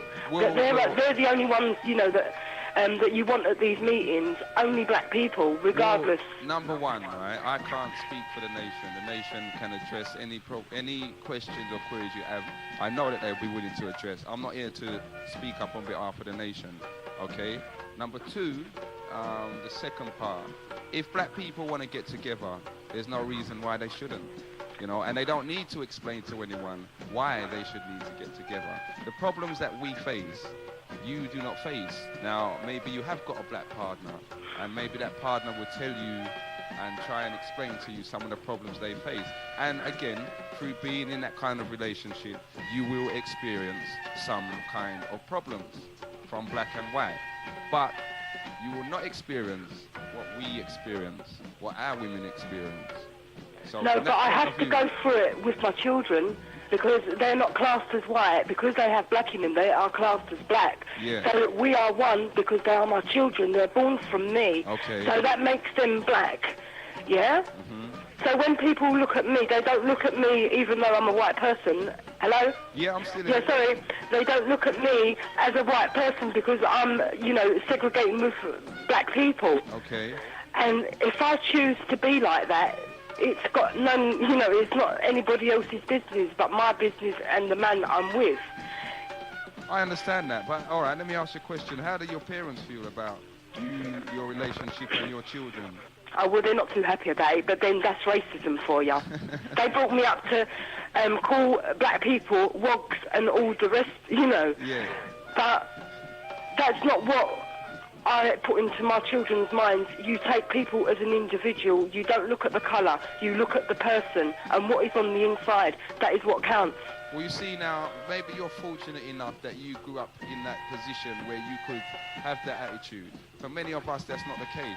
But I wasn't fortunate. No, hold on. Right? When we was growing up, if you see a group of white boys walking down the road, you had to be on your toes and you had to be very wary. There's a time when all black youths had to walk with a knife for their own protection. You know, now this wasn't protection from each other. It was protection from skinheads, from teddy boys, from predominantly National Front, BNP, all these people, and they was all happened to be white. Now that's not a coincidence. Okay, but it's the same with a white person. I grew up in the East End of London, and it was black people onto white people. You know, it goes both ways. No, it doesn't. There's good and bad. No, yes, it doesn't. No, it There's doesn't. good and bad in all. All right, hold on. If you're a truthful woman, okay? If you are a truthful woman, I want you to tell me, right, from your experience in life with black and white people, who would you say predominantly are the more peaceful people? The more peaceful people? Yes.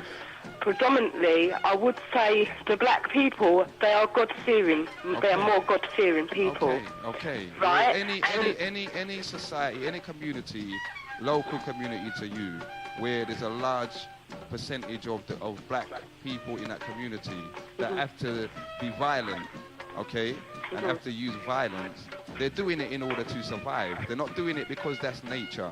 They're doing it because if they don't, they're going to be wiped out. And that is the situation that I say you would never really understand that, having not been in that situation.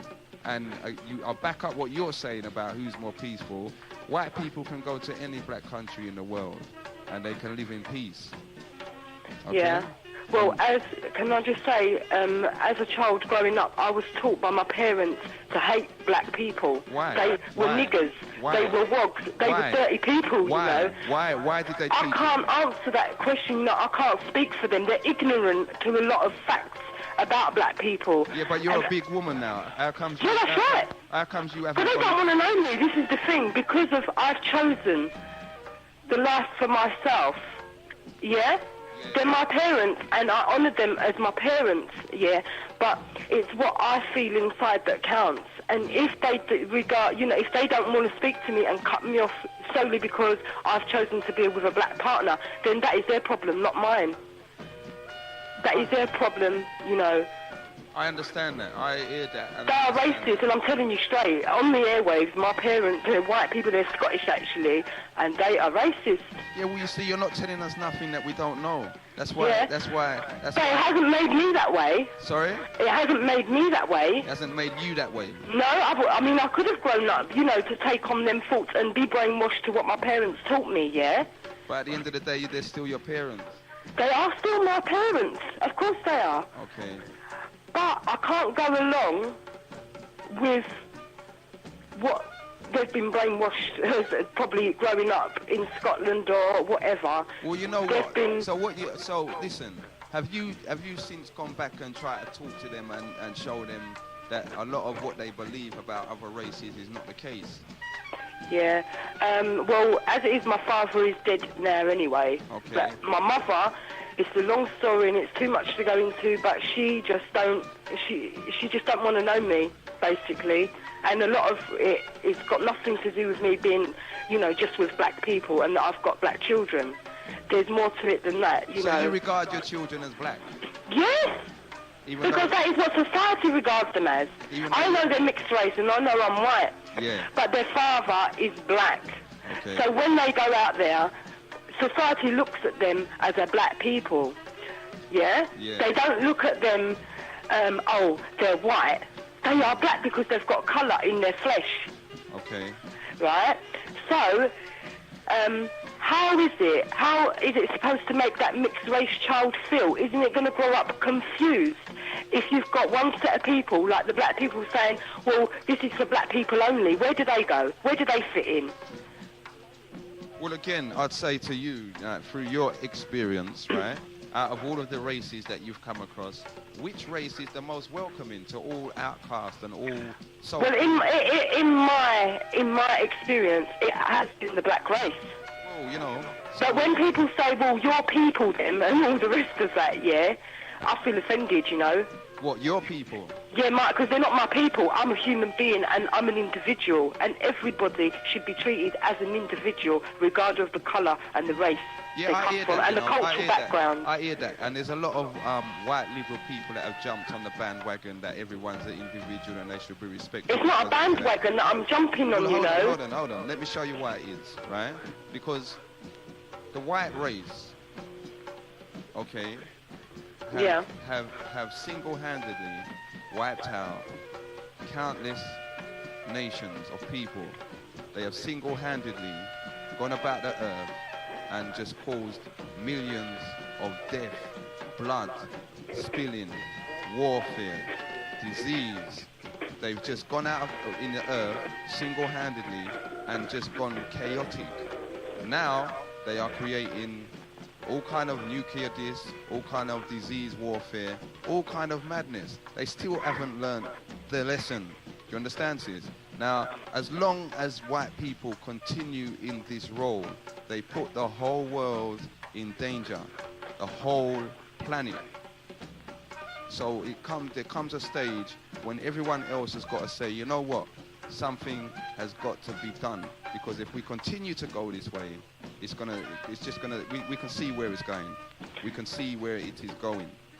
Yeah, you know, so now it's all right to say, oh, we're all this and we're all that and rear. But at the end of the day, people, at the end of the day, okay? Hello? Yeah, I'm still here. Yeah. Hold on, listen to what I'm telling you. At the end of the day, Switzerland or Sweden, one of them places, last week or last month, paid how much hundreds of millions of billions to the Jewish people because of the gold that was taken from them, okay? Mm-hmm. Now, in the same manner, someone has got to give account. The white nation, the white population have to give account for atrocities, for nuclear spillage, for mashing up the earth, for certain things that is firmly placed on their doorstep. You understand? Mm-hmm. Now, until that unbalance has been addressed, and there is a correct balance between all human beings in the earth, and one set isn't over the other set, or they don't believe that I'm better than you because of this or because of that. Until that is addressed, then you're always going to have this little white man, black man situation. Because one is the oppressor and one is the oppressed. Yeah, right.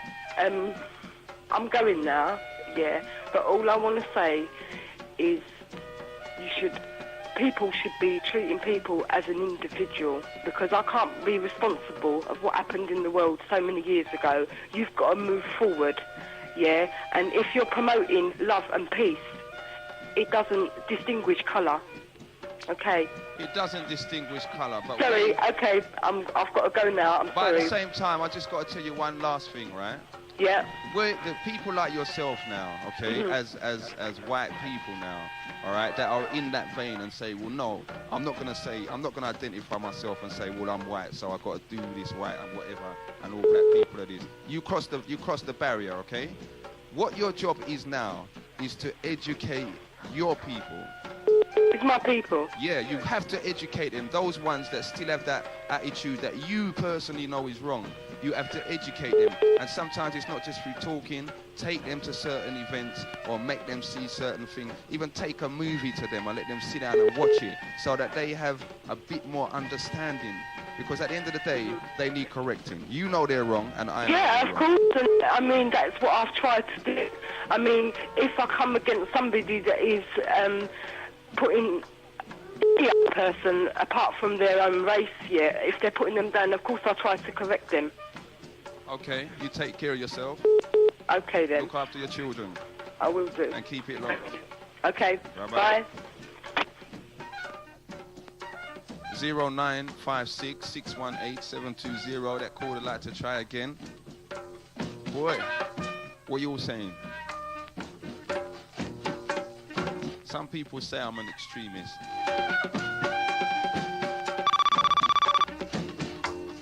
at the end of the day, you have to be rational. And until our problems are solved, it don't really make no sense you be linking up with... Good afternoon, you're in tune to Genesis Radio.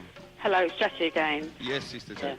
I'm just ringing up to say, to let you know that, you know, the Nation of Islam's march, it's not really, they're not promoting, they don't really believe in gays and lesbians, they don't believe that men should be going with men and women going with women. Yep. So then people need to stay away. Okay. You know, and it's for strictly black people, right, you know. It's not really for the mixed race to that extreme. And if they are mixed, then the children go, the parents stay, and the black parent who is with the children will go. So the white parent can't come? No, they're not welcome. So like the woman that just come off the phone, you're telling me... she sends her children with their father. She just said that her children are black. Yeah, well, she sends her children along with their father. Okay. She is not welcome. Okay. We are here to straighten up our own black race, you know. They need to straighten up themselves and organise themselves and do what they have to be doing. But right now, our own race is in crisis at the moment. We need to straighten up our own self, you know. But that is something, it is a big problem, you know, Jack, because there's a lot of our men and women that have got white partners. Yeah, they need to get together and start taking responsibility for their mix-up and start organising something for their people. Right now, we have to start looking after our people. We can't be bringing on all the mixed race and everybody else with it, you know what I mean? We need to straighten up our own self, because really, I see all this mixed race thing is a destruction to our black people. I mean, as far as I'm concerned... I don't know. I don't know, Jackie. I think there's a lot of damaged men out there and a lot of damaged women out there who are choosing to go with white people, right, as far as I'm concerned, right? Because we can find the love that we want and what we're looking for in our own black people, you know what I mean? We have to give, right? And in order to give, you have to give. You can't expect to receive before you give, you know what I mean? You're supposed to just give with your heart, right, and then it will come, you know? And when you see things are not going your way and see people are not for you, have the strength to come out of it. That's what I believe, you know. You heard what the caller said, you know. She said that you can't dictate who you're going to love. And, you know, some people, I've heard black man, big old black man say, look, when I come to this country, I was in a situation, and there wasn't no black women here. There wasn't no black women here. So, you know what I mean? I met my wife, and she happens to be white. But she was there for me. She backed me. She gave me love. She brought my children into the world. You know what I mean? Yeah, but I think that's destruction on its own anyway. You see, as you go along, you sort of really find that you enjoy a lot of harassment. It's not just about your love, because she's exposing her children into that hostile world, right? And her family's never going to accept her, you know, and then it goes on and on and on. And then eventually, she's using all these words, niggers and black this and black that, you know. I'm sure when she argues with she's calling them words, because that happens regular times to us as people, right? Really? And I believe, I say, we have to make a stand now and stop this rubbish. You know, all these old black grandmothers and mothers out there, don't accept these white people into your house. When you see your son come up white man, run him, right? When you see your daughter come on a white man, run them, right? Because we are destroying our race. Then we have to pay a price. There's a price to pay for all this rubbish, right? And we've got to stop now and start straightening up our own people, right? Because really, we think that when a white man chooses a black woman, we think we choose the woman, they choose us. Hold on, Jack. Yeah? Listen, the last time I spoke to you, you was cussing off black man. No, I wasn't cussing black man. I love my black man, but I'm cussing up the ones that are out there going on a load of rubbish. Because what I'm seeing now is with the black man now, what they're doing, they're going with these white women, right? Yeah. And they ain't learning. You know what? We have to be cruel to the right? We ain't doing them no favours. They've suffered badness like for black women, as far as I'm concerned. What it is, they suffered, they can't get their own way. We've widened up now. We're demanding them to be responsible, right? Yeah. You know what I'm saying? I love my black man, right? I know there's a lot of good black men out there, but there's very few as well, you know what I'm saying? Okay. Right? But what I'm saying is we have to start straightening ourselves and loving ourselves, right? All these parents that are accepting these white people to the door, they're buying them. They're buying into your homes. We're letting them know all our secrets, everything. We think they're one. And you know what? In the end, there's a bottom agenda. They're only there to find out information. They'll turn it and use it on us. You know what I mean? Okay. Well, the whole of London heard that, and I know we're going to get a response to that, Jack. Okay, so right. Thanks for your call, all right? Okay, keep bye. It locked. Good afternoon, you're in tune to Genesis Radio. Hello, caller. Okay, caller, you seem to have disappeared. 0956 618 720. That's the number that gets you through to the Genesis 1. 91.6 FM in the house, People's Talk Show. Boy, what you got to say? Good afternoon, caller. You're in tune to Genesis Radio. Yeah. I love the way that I handle the program still, you know? Yeah, you sound very intelligent and balanced still. But the thing is, this woman would have feel say Bob Marley was wrong. The existence of Bob Marley was wrong. Hey? Well, I think a lot of people, they forget that, brethren. They forget that. And then when you look on it, there's no kind of explanation. There's no, you don't know what to say. No, end up in a bigger trouble because that is for them, you know? That is their way. The black race is the last to reject any child of any race. So you think there is such a thing as black racism? Well, it's coming like that, innit? But it's like a reaction to something, you know? Yeah? Yeah, I it's hear like that. a reaction to the circumstances, you know, the situation that, you know. But, Commissioner, I'm going to tell you something, man. I know a woman that was more, 10 times militant than this woman that was talking here. Yeah. She was against our police and all them things, man. I'm going to catch the woman with a white man. You understand? I could have been the commissioner and I said, hello, sister, and the sister bowed. The head was bowed. She couldn't even look at me. Really? Yes, my friend. My little lie. So you think that was something wrong because there's a sister that is, you know, militant to the core, but she's got a white partner. Yeah, that was behind the scenes. She never expected to, you know? So that means that her militancy then what, was a fake? It was a fake. But I'm telling you, there's a lot of people like that. There's a man from Nation of Islam. And I've been to the place down in Good Hark Road, down in Shepherd Bush, yeah? And the man stand up and say all white people are devil. And if he's a black man and I sleep with Carol, meaning the white girl, leave the girl today. And the man have a white woman commissioner. And I ask her to speak me. Would you see it's not from the past, it's present. That's confusion, you know. You can't be standing up and saying these people are devils and then you're going home and sleeping with one. I don't know if you pick me a half devil, you know, but you know. But the thing is, no watch nobody, Commissioner. Life, you have a mind to live your life and just live it, you know. For real. This earth is full of a lot of things, man.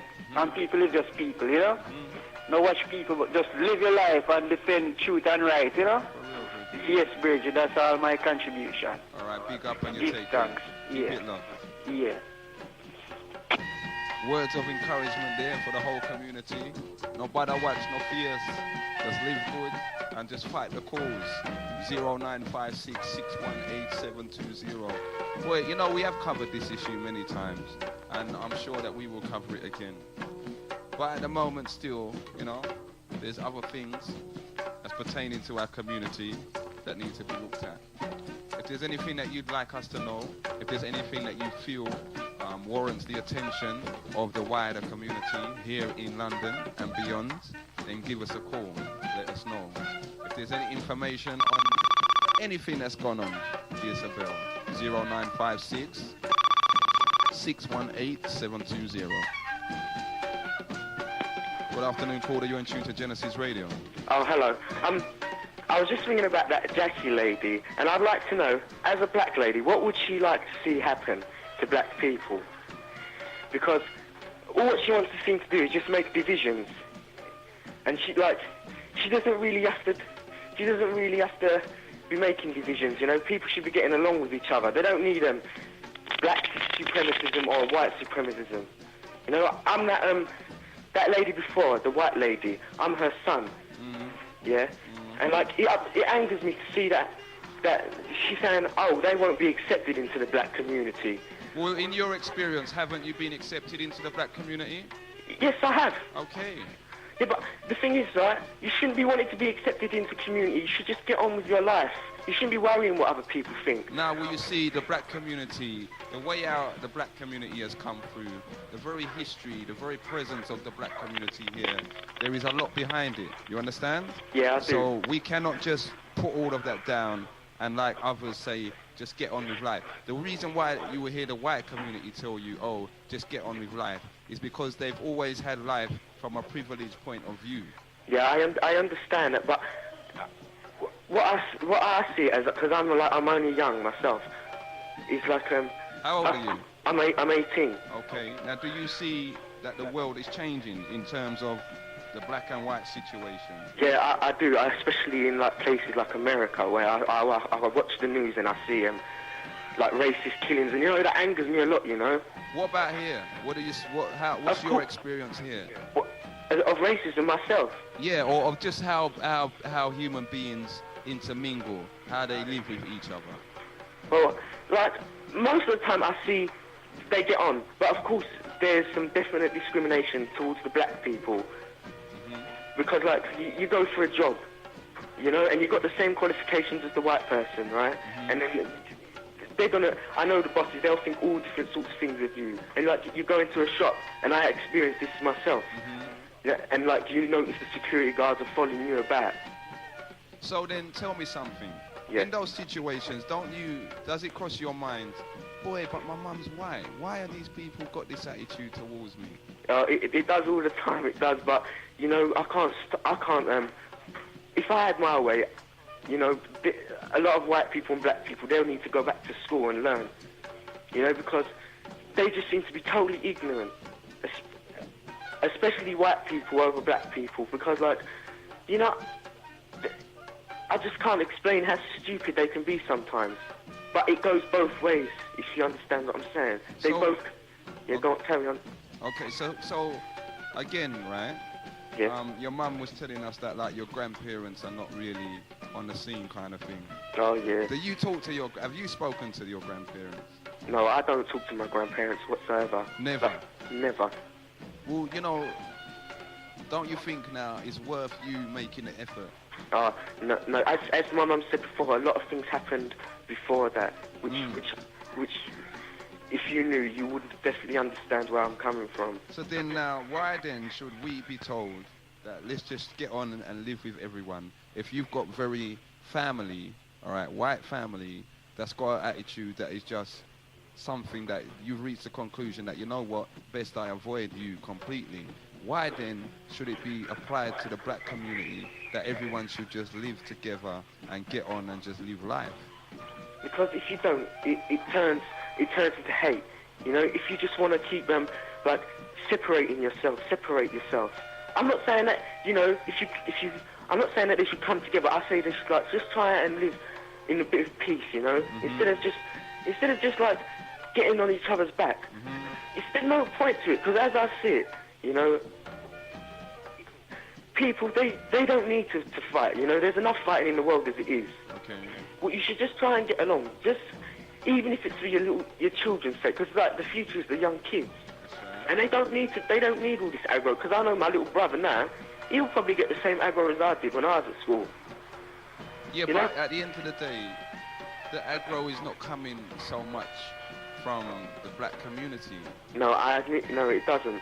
You know, so we can say, okay, we're gonna get on and live in peace and do that and whatever, because that's what we've been trying to do for how long? But where someone is just beating you over your head with a stick, how long can you ignore it? That is true. I think I know what sort of things would happen. You know, I think if it doesn't like sort of like repair itself, because especially with like the young boy that was murdered. Yeah. And what happened there? You know, you can't. I know you can't keep going on. You can't keep watching these things on telly and sitting back. You know what I mean? That's right. It angers you. It angers me as well. Like you can't go out on the street without getting attacked or something like that. For real. But the thing is, I don't know how to solve it, and I don't think the government people, they don't know how to solve it themselves. Okay. Personal question. How would you describe yourself? Because you've got people that would say, oh, you're mixed race, or you're this or you're that. What would you say personally? Or even not yourself, someone like Bob Marley, because we just heard the last caller say, well, look, people mustn't forget about Bob Marley. How would you describe him in terms of his origin? Not in terms of what he spoke or what he done, just in terms of where he was coming from. How would I describe him? Yeah. Well, as a race, yeah. He's a black man. Even though his dad was white? Yeah. Okay. But so you would describe yourself as a black man? Yeah, because I haven't got white skin. But you know, like you see on the job application forms, like, what are you? What are you? That's right. I mean, why? I don't know why they have to know that. You're a person. You're not an animal that needs to be like separated from each other. But I mean, that's how it happens now, and it doesn't need to be that way. Okay. Well, yeah. What I would say to you as a young man, okay? If you say, all right, someone like Bob, someone like yourself, even though you're of mixed parentage, you're just a human. You wouldn't put no kind of label to yourself, all right? No. But the people like yourself, people like Bob, take the example of Bob, all right? And try and bring people together. Try and spread more love. Yeah. You know, if you have to get up on a stage and do it in a manner that he done it, then do it.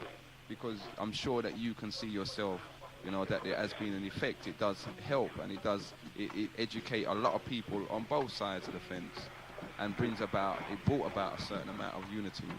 See? Yeah. So whatever contribution you can give towards people coming closer together, see, from your point of view, you know, because as I said, regardless of whether you put a label on yourself, people will automatically say, oh, his mum's white, you know, or his daddy's black, you know, depending what set of people you're sitting in front of. Well, use that to your advantage, to bring them closer together and to give them more understanding of each other. You know, maybe that is your purpose. Yeah. But you take care, all right? Yeah. I'd just like to say one thing. Yeah, I think that Jackie lady, she'll be very lonely, you know, because you can't just keep going pushing people out just because of the colour of their skin. That's the truth. It is. But, you know, I think you should just try your best to get along. And I know both sides try their best. You shouldn't be like trying to separate yourself. I know in certain things like you know, culturally you're different, but in the end of the day you're a human being, and you should try your best to get along.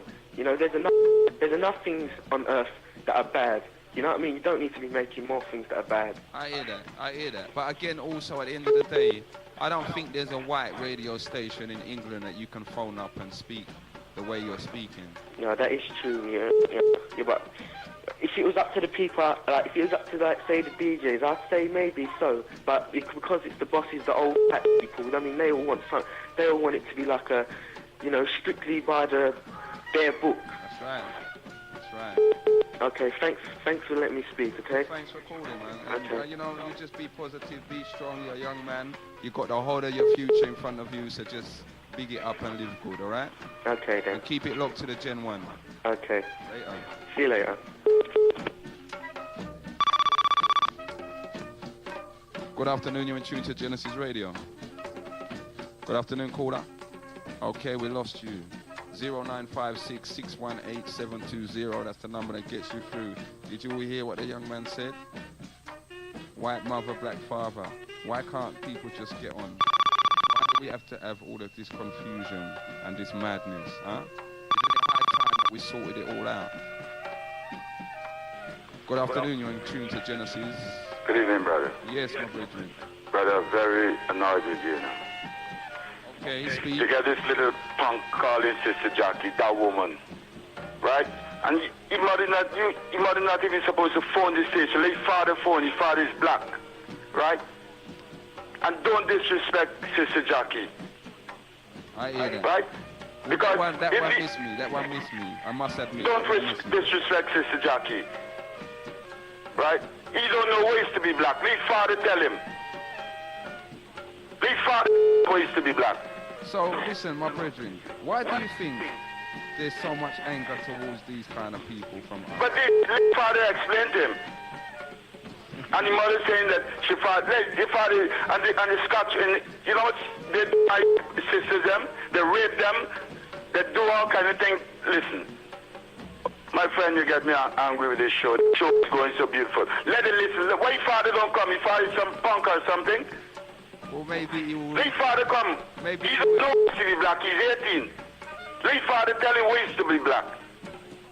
And come disrespecting Sister Jackie, but that woman, she's confused and she's lonely. You got a little punk like he talking to, but disrespecting Jackie. Okay. I hear that.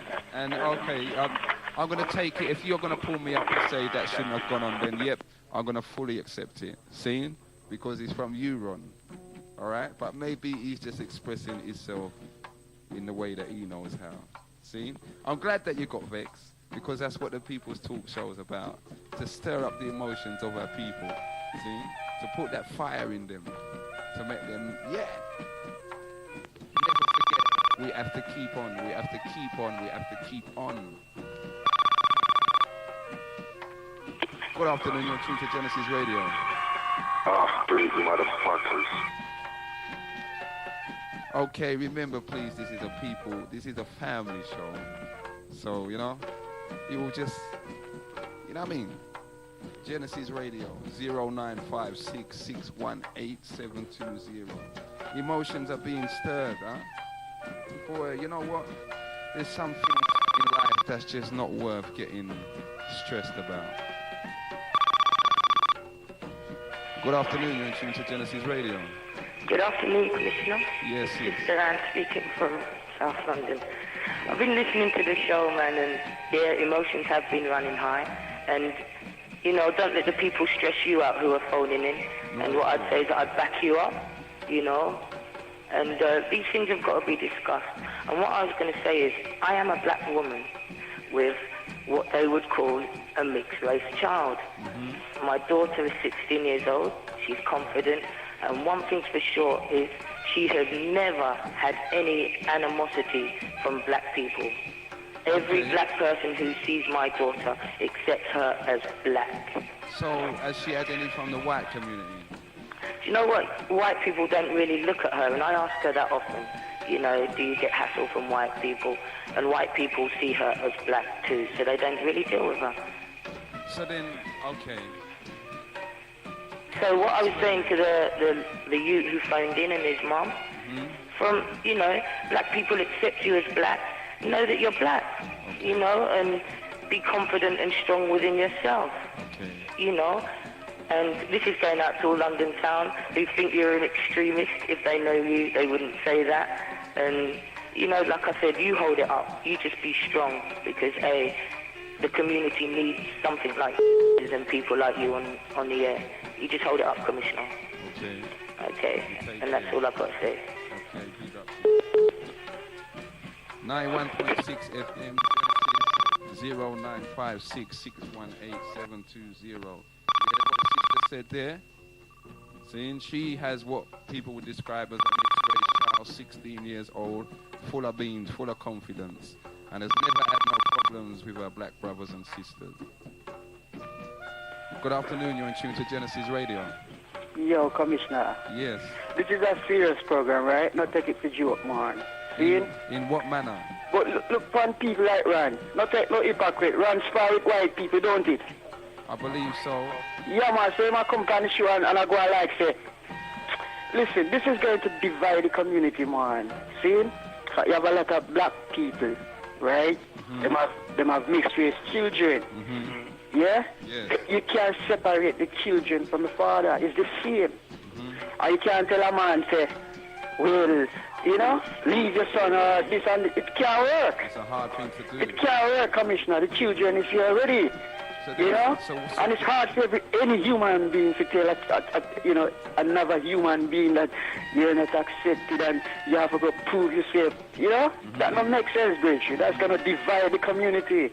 And it's going to put one side of black people, one, you know, on that side and the other side. And what we want is unity, man. Really? You don't want people phone up the program and I go like say them no really they don't like mixed race and they don't like white people and them a spar with white people and some of them a sleep with white people and all them things, man. It coming like a joke, man, Commissioner. Them do it all the while. I hear that. Like I told you, the guy from the Nation of Islam, I do it. And him stand up on the platform and I preach it. And him have a white woman and half can't speak me. Me not mention no name. But them know who is that. I hear that, Bridget. See? Because Briggy, what the next man name? Briggy. OJ Briggy? Yeah. In pool run already on the same subject, you know. Really? And radio. Okay. Well, it's, so it is something. Understand and scatter. You understand? It is something that is very, very touchy where we are concerned, but it It's needs touchy, to but be you can't addressed. accept hypocrites. If that is the way you feel, you have to live as the way you feel, innit? That's right. Yeah? That's right. Don't come on the radio show and go like say you feel one way, and when you come out of the radio, go feel the next way in front of other people. You know? That is hypocrite, and that can't work. No. You have to deal with reality, Commissioner, and we don't want to divide ourselves. For real. The people have children already. We accepted Bob Marley, didn't we? Yes, we did. And we claim Bob Marley as part of, you know, Our culture. he's one of us. That's right. You know? So what are we going to tell people to leave children and do this and do that? That can't work, Commissioner. You know, so that's not right. I You know? I hear that. But if people got them views, what can we say? If people are of that opinion, what can we say? Well, and you heard again the white lady that phone said that she, of her experience, black people are more loving, black people are more welcoming. You know, so what's going on? but you see, all of this mixed race thing is not we started it, you know. It's not we started it, yeah? It's them started, they rape black woman and do all kind of thing to it. That's right. See, it's them started, so if they don't like it, they get in the worst part of it and they don't like it, you know? For real. They want, sure. But at the same time, Bridget, you know, you got to understand there's a whole heap of people out there that believe, they know that how it started and they know how it first come about. So now that we've got a relative amount of freedom in terms of who we can sleep with, there's a certain set of the community that refuse to have anything to do with the white community because of what has gone on and because of what it represents. But you see one thing, you see before, even to look at a white woman, you don't get lynched for that, yeah? That's right. And you know what you starting before in America, that's when they do the, what's it something, Tuskegee or something? They infected the black man with the syphilis. Meaning it will stay in the black community because there was no mix-up, you understand? Yeah, so it be kept in the black community. So what they're afraid of now is like if they do it today, it go back to their community as well. So from another point of view, it has helped preserve the race. I don't know if it does. Well, if we're looking at it from what you're saying, you know what I mean, that if the black man, when they had spread that disease, went back to just his own community, it would have been more devastating, you know, than if... Yeah, that is true. That is one of their fears, isn't it? Keep people into corners, and if they're ready to kill you, them just kill you, innit? Them have a bug and them wipe you out, innit? For real. But if you can take the bug back to them, then, you know? AIDS was meant to be a black man thing, but right now coming like it's everybody thing, innit? That's right. You know? Okay. But still, you know, people have children, you know, and you can't separate that. And then say blood thicker than water, you understand? Or you can't tell no man to love him children for nothing, you know? And so go realize that the preacher, the man that is preaching that, is a liar. He must sleep with man. And he must tell you to go leave your children. You know? Give thanks. Sure. Big up for the call. Yeah. Did you hear that? Richard says you can't separate children from their parents. The children are here already. Good afternoon, you're in tune to Genesis Radio. Hello, Commissioner, this is Jackie speaking. Yes, yes. I'm just ringing back to tell you, you misunderstood me. I said to you, with the white people not welcome is at the Nation of Islam's march. It's for black people to straighten up themselves, right? And if they have if the black men have mixed race children, the children are welcome to come along, but the woman is not. And if the black women are in relationships with white men and they have children, they can come along with their black children, but the white men are not. Whatever you learn, you go home and share with your partner, right? So it's for us as black men and black women to start taking responsibility for our race. That's what it is. So, we can't take responsibility, Jackie, isn't there a problem then in that if someone is with a white partner and they come to the nations meeting, which is for black people, when they go back home, as you said, they're going to tell their partner everything? Well, they can tell their partner. It's second hand anyway. We're here for our own race. I feel we need to straighten up ourselves. We can't keep on diluting ourselves. Where are we going to get? You know what I mean? In times to come, there ain't going to be no more black people. You know what I'm saying? We don't want that. We need to start start loving ourselves and finding the beauty among ourselves. And there's a lot of beauty in black people, but we need to start bringing it out, right? And this is how we have to start doing it, by straightening up. You know what I mean? We compromise when we're in meetings and when we're around them. You know what I mean? I'm not saying I'm a racist. I see myself as a racist. I have white friends, but that's as far as they stay. If a white person drops on the street, I would help them, because that is in my blood, right? But I'm not going and lying down with them, right? I don't trust them to the extremes, you know. I will help them. I will give my last penny if I see them on the street, right? Yeah. But I ain't going to lie down with them. This is what I'm trying to make the point, right? And I feel... So hold on, so you're saying, in one breath, as a... It's like they having white friends, but they've got to know where to draw the line. Hold on. What you're saying is, in one breath, as a human being, you respect them as a human being. But yeah, but they're also very, very dangerous as well, as we've fallen out in the past. Okay. So if we're going to do some straightening up, we have to start doing it alone. We don't want no one to straighten us up, to do it ourselves. We have to start doing it for self, right? And we can't do it. You know, when you're around, things you want to talk about, some of you might want to say things which they will see as racist. I don't business anymore, I just say it, right? That's right. You know, and when you've got a meeting, you've got some kind of workshop, you can't say certain things because it's going to offend people. So don't come, it needs to be said, right? So we have to build up ourselves. We can't keep on thinking about them. They don't think about us when they're doing things and when they're ready to outspoken and things. And they're already provided, so we need to start sorting our own community out. Jackie, remember one meeting we had in particular, and the issue was raised, how comes white people aren't involved? Remember, we've done this, remember? Remember that meeting? So again, from the point of view that the many people in our black community, like what you hear the brother phone up and said, you've got someone in the nation, I don't know whether it's true or not, who preaches that the white man is the devil, but at the same time, he's got children with a white woman and he sleeps with a white woman. Well, yeah, that happens. Anyway, a lot of black guys out there is dabbling white women and going on to black women the same way, you know what I mean? But it's just for us to sort of stop, you know, see all these I'd say these blasted bad morals and standards we've got, you know what I mean? We've picked them up from the white man society, you know what I mean? We never had all this rubbish before, do you know what I mean? We used to be straight, honest, you know, kind, you know, all the things that was nice about us. And now, we're just destruction. We're destroying our own people. I hear that. You know, and look what it is. The black guys are treating the women like shit, I'd say, the black women like shit. Not all of them. There's a lot of black guys out there keep on saying that, right? But the majority of them are, because if you even want to say I'm wrong, you've got cousins, you've got nieces, you've got your aunties, you've got your great-grandparents, and what have they suffered? Nothing has changed. It's just getting worse. So this is what I'm trying to say. We have to straighten up.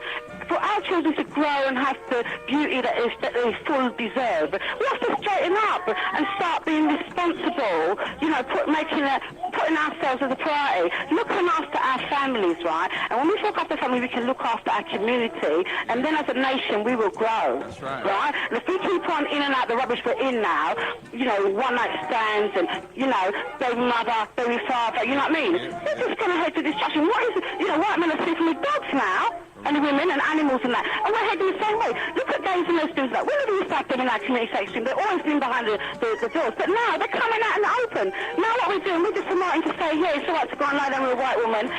Yeah, they're messing the black woman around. It's before long, they're doing it anyway to white women. The white woman was so naive. We wasn't naive. We were just kind. We gave them benefits. That's why we end up getting hurt. You know what I mean? Okay. The white women are damn naive. You know what I mean? And they're going out there, they're licking them left, right and centre.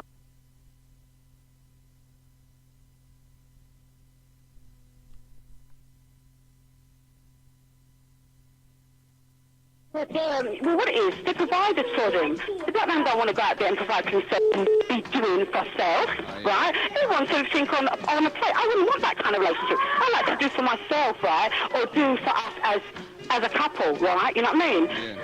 But, you know, you have to start working for things, you know, what is it called? Easy come, easy go. You know what I mean? You're not going to appreciate it. And they're going to just move into something else. You know what I mean? And we see in the community, this is what I see, there's so much mixed race children left abandoned, just like how they do the same with the black women, right? Yeah. And it's getting worse now. You know what I mean? And when you see some of these young girls, 16, they're with bloody 40-year-old men. And even like 15, 16-year-old men. You know what I mean? And this is our grandparents running, dabbling in this rubbish. And what are we doing? You know what I mean? We have to stop our standards and straighten up ourselves. And I believe the black women, it's going to have to be for the mothers to make this decision, right? They have to start saying what they're going to accept and what ain't acceptable into their house. Like, they've got grandchildren, make their children responsible for them. And if they're not, still have that link to see that they are being looked after. Do you know what I'm saying? And it's not anybody come to your door is accepted. Because we, as we damn well know, when we want to go to the white man's door, we ain't getting to that door. You know what I mean? The only thing we can do is have a relationship with that partner. Doors are shut. Our door open so wide that we can't even fit in it. You know what I mean? And they don't even mind all this rubbish. They're not teaching the boy children. And I say more boy children. I won't even say girl children, because when it's the girls, they're down on them. But when it's the boys, they think, boy, man is man, you know? I'm saying men have to start showing the men what men are all about. What is responsibilities? We've lost it. If you sit down and discussion, we don't even know what responsibilities are. We don't know about paying bills. You know, some of you talk to men about paying bills, they don't even realise that bill has to pay, because it's always been done for them. You know what I mean? They see their mother as a shining knight or whatever. You know what I mean? Always managing everything. So they feel, if you as a black woman can't manage, you failed. You know what I mean? I hear that. Well, again, this is all I'm saying. We have to straighten out. As you said, right, and I know said that the black man out there that's listening is taking it on board, that it is high time for the black man to kind of straighten up themselves. If they're in a bent-up situation, it's time to sort it out and get things correct, and let's just move the whole community forward. Big up, enough respect for your call, Jack. Yeah, the way I say it, this way forward is with our black kings and our black queens, right? You know what I mean? You can't have no white king and no white... You know what I mean? Okay. Don't go so. The whole of London hear that. Okay, bye. Maximum respect. Did you hear what Sister Jackie said there? Huh? What's the response now? We are called separatists, I believe. Good afternoon, you're in tune to Genesis Radio. Yeah, I just want to big up Sister Jackie, yeah? Big up Ron. Stay strong. Okay, we've got a big up there going to Sister Jackie and to Brother Ron. Big up and stay strong. See? At the end of the day, you know, Genesis Radio is all about us, the black race scene. It's our community station. It's here to discuss our issues, our points and our views and what affects us and our community. Let's take this call. Good afternoon, you're in tune to Genesis Radio. Yeah, my brethren, what would you like to say? Big up Jackie. Big up Jason. Jackie. Jackie. Big up Jackie. Okay. Kill all them half-breed motherfuckers. Oh dear. Brethren, why'd you have to spoil it, man? You know that there's families and children listening, see? If you want to big up the sister, big her up, man. But, you know, don't spoil it for all of us, man. See, a later hour, there's a watershed hour. If you want to use certain language, see, there's a watershed hour. Now respect yourself and respect your community, because this is for you. Understand? You know, just that I ask of you. I beg you, please. Good afternoon, you're in tune to Genesis Radio. Hello, I'd just like to say that Sister Jackie is absolutely right. And it's nothing racist. You don't see Japanese people or Chinese people mixing the way we do. That's right. The Indians don't do it. So it's nothing racist. Blacks are black women, black men, you know. White man, white woman. It's good. And Keep it that way. And that's how you prefer it. Yeah, definitely. Okay. Definitely. Well then, and children, as for children, I mean, look at how confused mixed race children are. So some of them don't want to be black. Some of them are black because we accept them. Yes. What do you know what I mean? Why put your child through that? Okay, well that's one way of looking at it, but then the other way of looking at it is, don't you get many positive things from mixed race children? We get positive things from them. Yeah, don't they contribute to the community? Don't they add a different dimension to the culture of both races? In what way? Well, again, we'll use the example. Anything vital, anything necessary? We'll use the example again of someone like Bob Marley. Yeah, Bob Marley is a good example, that is true, but I mean, he's one in a million. How many do you see like him? There are not many of them out there. I know mixed race people myself who say they would swear they will never step foot in Africa. We don't need that. So, how do we view mixed race people then? How do we view them then? Listen, if they want to be black, that is fine by me, but we can't go around promoting this like it's something good and keep on doing it. Okay. I don't think we should push them aside. No, children, you know. Okay. I hear that. And You the know? whole of Londoners hear that, sis. All right. And I'm sure that people will be surprised to know that there's a lot of people that share that opinion that you just shared with us. Yeah, it's nothing racist, believe. Nothing racist at all. Okay. Big up for your call. Thank you. Keep it locked. Bye. 0956618720. There we have varied and kind of, you know, some people would say extreme points of view, but at the end of the day, there is no other show where we can speak our mind freely. Good afternoon, you're in tune to Genesis Radio. Keep it black. Okay. Keep it black all the way, because that's what Genesis is about. Sing. Good afternoon, you're in tune to Genesis Radio. Good afternoon. Yes, My name's Carol from South London. I think this whole thing on racism, life is too short. I feel that love is precious. Love has no divides. And when love takes over, it's strong. I mean, I myself, I prefer black men, but I could never swear that one day an Asian man, Chinese man might come in my life and I might find true love. But I think this issue, there's more problems in the world rather than colour. There's people dying of hunger, there's war. I mean, there's too much hate where colour is concerned. Yeah, but sis, we can't ignore the point, right? That, as you heard, I said earlier on, the white community or the white population of this earth are vastly responsible for most of the atrocities that have gone on and continue to go on in the earth today. Yes, I totally agree with you that. But I think that also stems down to education at school. The lack of it. White people need to be educated. Okay. So who's going to educate them? Us? Yes, I think we should. Okay. We'll say something educational now for all of the white people listening. Stop being ignorant. Listen. That's basically it. Stop being ignorant and listen to the black people.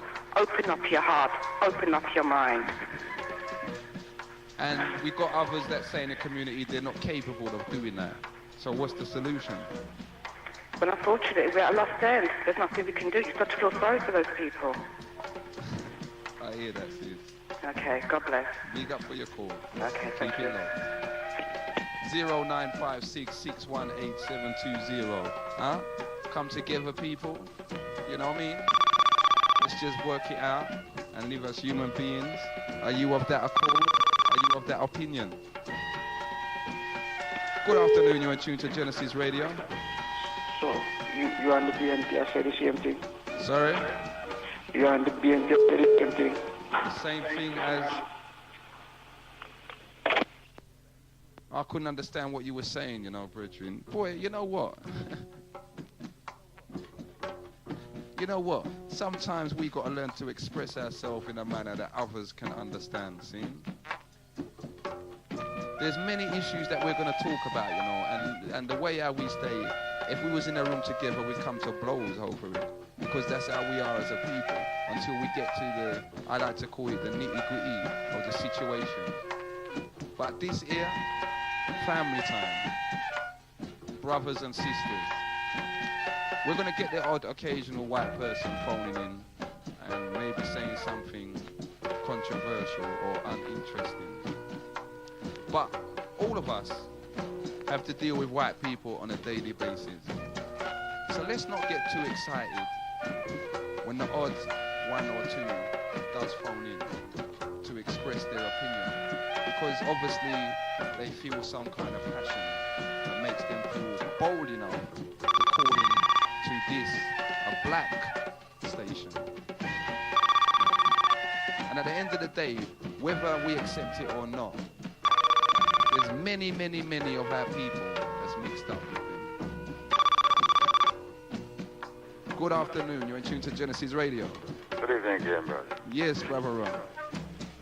My brother there, he said I'm a hypocrite, right? Okay, yeah, but he did. I deal with white people 6 days a week, as you know, right? I'm no hypocrite. I'm black. I'm proud to be. I'm blue-black. I deal with them, but I don't bring them home. For real? So he can read between the lines what I'm saying. This is a black program. This is we. Let you try to get on the Radio 4, Radio 5, no, it won't and phone in. You will never get on. That's right, never. Right? You see, I like the brother. He's a brother of mine. I like how he expresses himself. But when you hear I talking, I know where I'm coming from. For real. There's a lot of things I can't say. And you bring up that I had this same confrontation with Brother O.J. Briggy. Of course. Brother O.J. Briggy is my brother, still. For real. But I use my brother. We discuss our views. That's right. All I was saying, Don't call Sister Jackie that woman there and she look lonely and this and all that thing. Don't disrespect. Why your father don't come on the phone? For real. You know, don't disrespect none of our sisters on here. None. You see what I'm saying? I'm not a hypocrite, brother. I know what I was speaking about. I think I know, and I know myself. I deal with these crackers 6 days a week. And I'm in the front line, I know.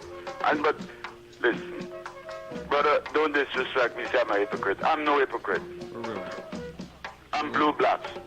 I come through the middle. As I said, we have to, all of us, whether the people want to agree or not, we all have to deal with white people because... Of course, I deal with them 6 days a week. You understand? But then you have something called choice and you have something called necessity. And there's a difference between the two. You know, and when you're saying 6 days a week, that means when I have the free time for myself, I choose to deal with my own. I could mix with people, I could go with people, and I do black there.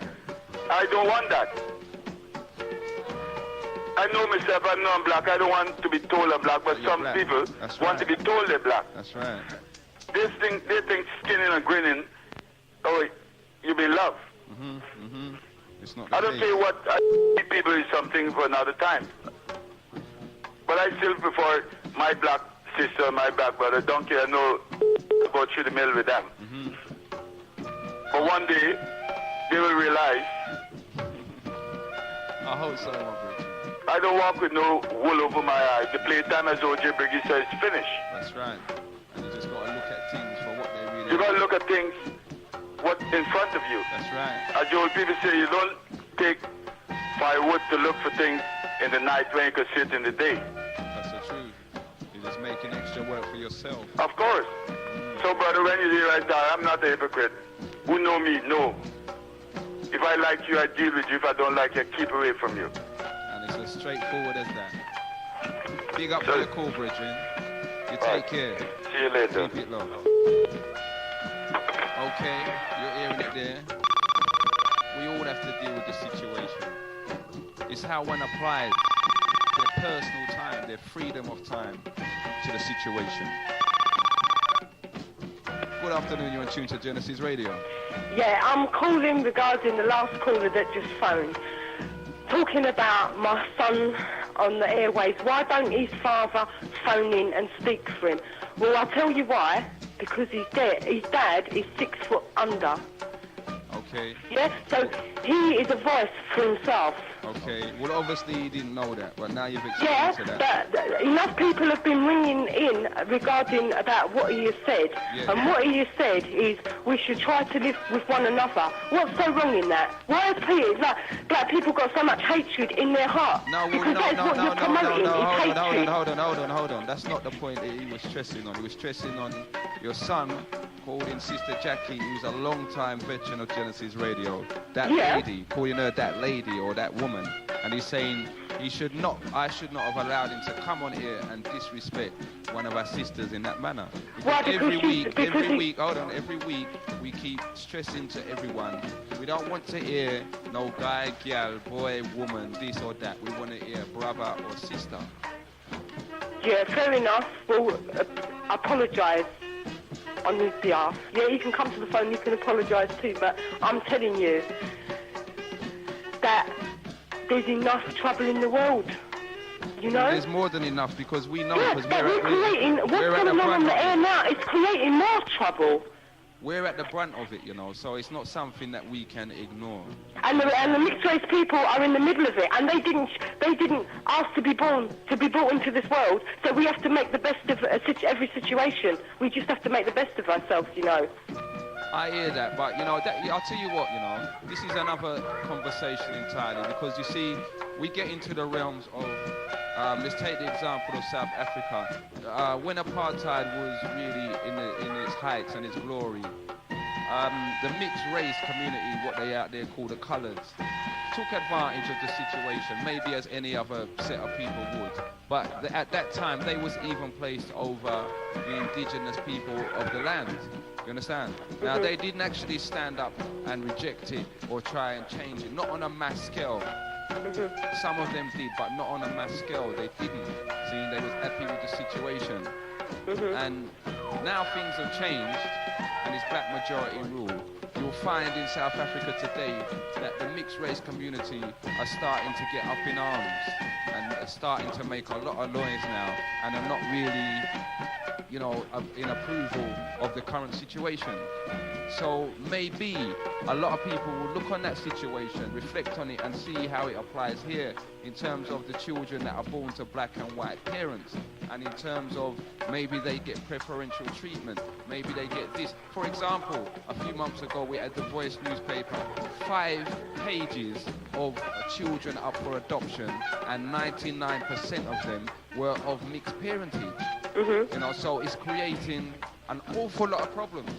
Yeah, but there's a lot of different reasons to why people have had their children put up for adoption. It's because it's in the Voice newspaper why you see mixed race children or black children. It's very rare you'll see a child up for adoption in a black newspaper. Yeah, but there are so many different reasons. It's not because they're mixed race why they're put up for adoption, you know. No. I would tend to disagree. As I was saying, what was so striking about it is that 99% of these children were of mixed parentage, so that in itself shows that something is afoot, something's not right. For so many mixed race children to be put up for care and put up for adoption, something is wrong. Yeah, but if there was a predominantly white paper, yeah, that is only for white people, only read by the white community, then you just find pure white people in there up for adoption. Yeah, that's because the white people are not prepared to adopt mixed race children. Yeah, but I'm a white person, yeah, and I look after my children, I bring up my own children, yeah, but you don't know the reason why behind, you know, why they want to put up their children for adoption. I don't think it's for the reason because they've got black in their skin, you know. I don't think that is the reason why people are putting their children up for adoption. Well, if you take the same situation that you're in there with your parents, right? That would go a long way to explaining why a lot of these mixed race children are up for adoption. Because it's either you made the decision, either I cut off from my people and look after my children, or I put my children up for adoption, my people would eventually forgive me and everything will be hunky-dory. Now you made a decision to stand by your children. How many other people is facing that same decision? You know, and it shows because these children are ending up in the institutions. Yeah, but so are black people alone and so are white people alone. Okay, I hear that, you know, but it seems a lot of people would say that just adds to the problem. What just adds to the problem, sorry? Having a relationship with someone outside your race, when the race has already got X amount of problems to overcome, you're just creating another problem. You know, that's how many people would look on that situation. Okay, my son really wants to come back to the phone. Is that okay if I pass it over? Okay, let it be quick because we're in the last minutes of the show. So okay then, thank you very much. All right. Hello? Yeah, go ahead. I would just like to say sorry to to Jackie for what I said, okay? Okay. And I would just like to say one thing. I agree with her something that men, they should start looking after their children. Because I see a lot of single mums. And they need, like, they need their dads to be there. Because I didn't have my dad with me. Okay. And just like to say that their dads, they should start looking after their kids. All races. Children. They should just look after their kids. Children. Yeah. Children. They're children. Yeah. Yeah, because I see, like when I was at school, it's difficult. You don't have a dad. For real. But you got through with the support of your mum. Yeah, hello, sorry about that. Yeah, my son's just getting very emotional over it because of his father is not around to be able to stand up and speak out for him. That is his son, yeah, and he's my son as well. Yeah, and like he said, he apologises for what he said. Okay, sis, we hear that. And that he's still black, you know. And at the same time, you know, you as well, you know, it sounds like you've done a good job. And the way how your son represents himself, see, and the way how he can explain himself, it's like the work that you've done wasn't in vain. So I just say to you to just keep on doing what you're doing. Okay. And you will take care, all right? All right, thanks very much for listening to us, okay? Okay. Okay then, bye. See you. This is the Big Genesis 91.6 FM on your dial. 0956 618 720. I hope you heard that, Sister Jackie. The young man said he apologizes, he didn't mean it in no kind of manner, and also going out to Brother Ron as well. See, that's nice to see. You've got young people, see, in the community, whether we like it or not, who can conduct themselves in a manner that's befitting of their community. We must encourage that. Good afternoon, you're in tune to Genesis Radio. Good afternoon, assalamu alaikum. One love, my brother. How are you? Okay. I'm fine, brother. Okay. First of all, I was going to address the issue which a certain brother came on the radio station and made regarding the Nation of Islam. Okay. And one of its main speakers. Uh-huh. You know, really, we should go on actual fact before we address certain issues on the radio. For real? To the wider community. Okay. You know, the brother said that he was in one of our meetings in West London, and he heard us addressing an issue relating to the Caucasian race. Yes. And he said that one of our speakers was actually dating a Caucasian sister, or Caucasian woman, should I say. Yeah? Now, I want to know, what kind of people do you believe the Nation of Islam are? You know, do you believe that we're a bunch of fools? We'd actually have a main speaker addressing one of the fastest growing movements in London, if not the world. Yeah? And he's actually condemning the Caucasian race, yet he's sleeping with one? Can you see us to be fools? So this is... Do you see the black nation to be fools? This is fear propaganda. It's foolishness, brother. He must be one who actually is sleeping with one. Now is the day to separate the wolves from the sheep. For real.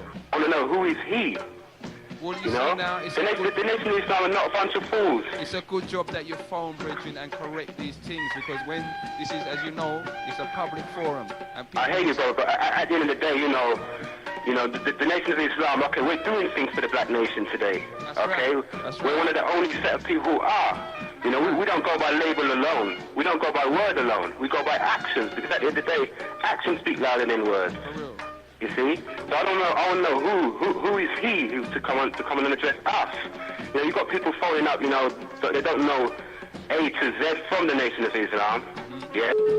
I mean, our meetings are free at the end of the day. We don't charge people to come in. Anything you want to know, you come. We got meetings in all four corners of London. For real. East, south, west, and north. And there's a lot of work going on. There's a lot of work going on. I mean, people don't know about the 10,000 man march. Why don't they come and talk to us about it? Find out, get some more. You know, come to the meetings. The meetings are free. Our meetings are full up of sisters today. But the black man today is running. You know, he just wants to talk about how leaders sleeping with white women. What kind of foolishness is that? You know, you got to get your actual facts together before you come and start speaking. Okay. You know, we got the brother who he's talking about is one of the strongest black men we know in London today, and he's doing things. He's not one of those brothers who just talk. You know, his actions are, you know, they accompany what he says. You know, we don't just go by word alone, like I said. Okay. You know,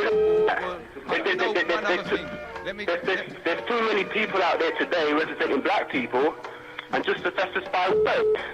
You know? Okay. You can see the black nation today, the Nation of Islam today, we're doing things. Okay, I hear that. But, brethren, there's one other thing I wanted to bring up a long time ago, and I've been stop. Yeah, let me just say this quickly, okay, brother? Let me just quickly, I'll let you make your point, but there's one other point I wanted to make. Yeah. We don't oppose white people coming to our meetings. We have family meetings. Okay. Which are specifically for the black nation, for the black family. Okay. Okay, we have open meetings where white people are welcome.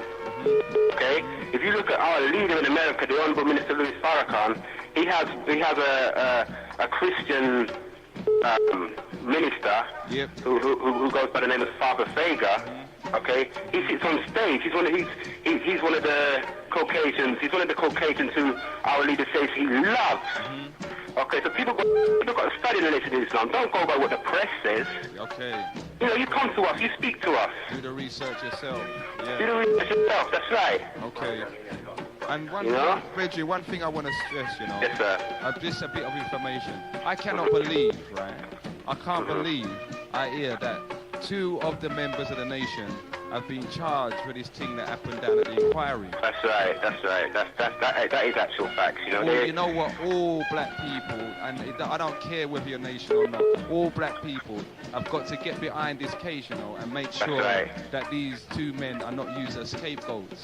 That's right. What we're going to have to do is keep you all informed of when the hearings are, and then so that you can all turn out and you can make your feelings felt. Okay. You know, but these the two young brothers, in fact, you know, one of them is only about 21, in fact, you know, and he's one of the, you know, strong speaking, hard-working brothers in the Nation of Islam, you know, and he was involved in the incident, but, you know, at the end of the day, you know, we're out for justice and equality, you know, and justice was not made.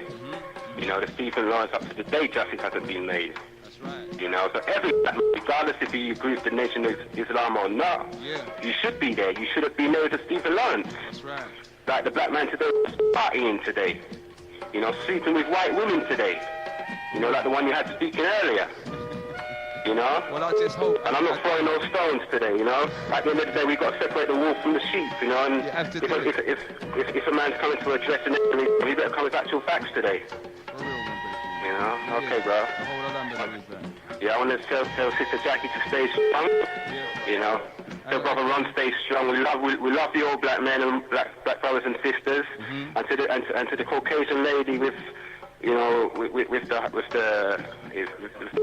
children, you know, we don't go against the Nation of Islam, okay? We don't teach none of our children who have, you know, Caucasian parents to hate them parents, to hate their father or their mother. We don't. We respect and honor your mother and your father, so that your days may be longer. You know, Bob Marley is one of the persons who brought me to where I am today in the Nation of Islam. Okay? And I could never condemn that brother.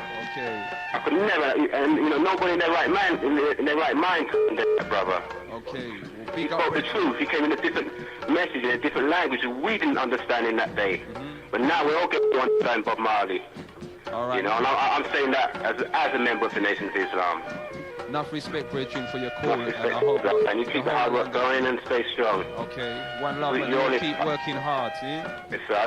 Please bring you all in preaching words of peace and assalamu alaikum. One love. Isn't it a beautiful thing when you hear the truth spoken? Good afternoon, you're on tune to Genesis Radio. Hey, Commissioner. Yes. The man don't know him own organization, right? If he want name, I'll give him name right now.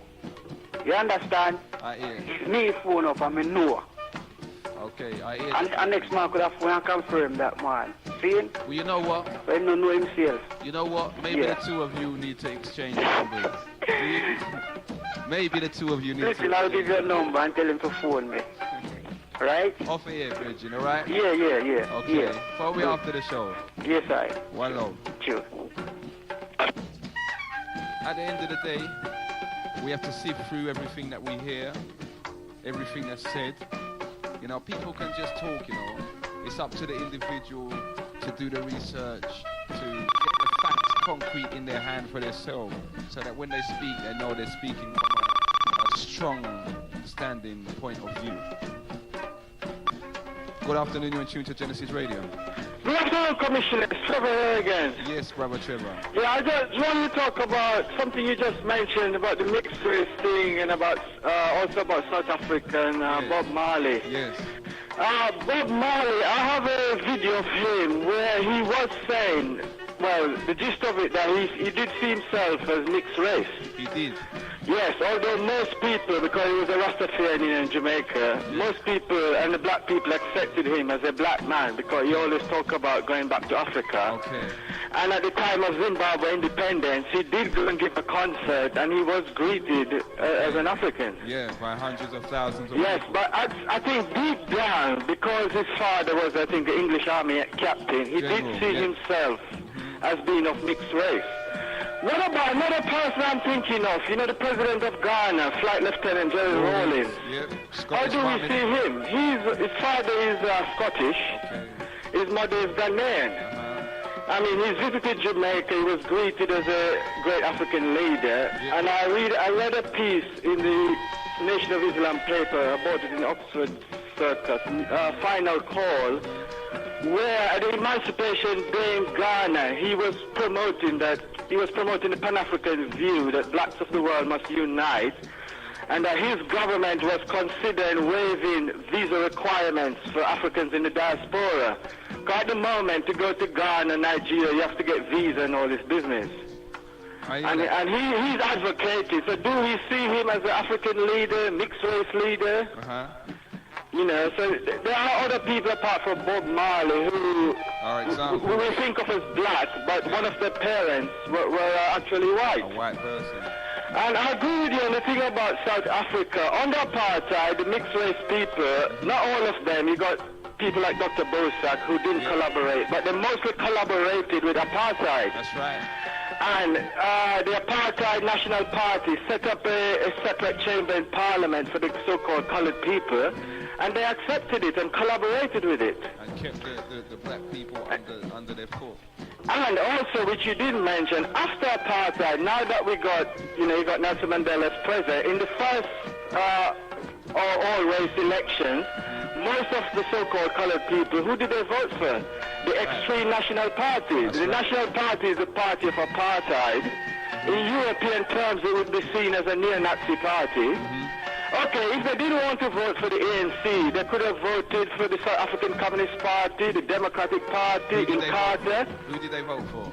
The National Party, the ultra-right-wing National Party, which was the party of apartheid. Under apartheid, it was the National Party that was in power. Back to white rule. Yeah, they voted for the party of apartheid. And even today, in that region called the Cape region, the National Party is the party of government because the majority population in Cape region is colored. That's why they are called Cape colored. So is there a solution to that problem there, Trev? Well, I think even from the Caribbean, you can see some solution where a lot of the mixed race people in the Caribbean see themselves as black.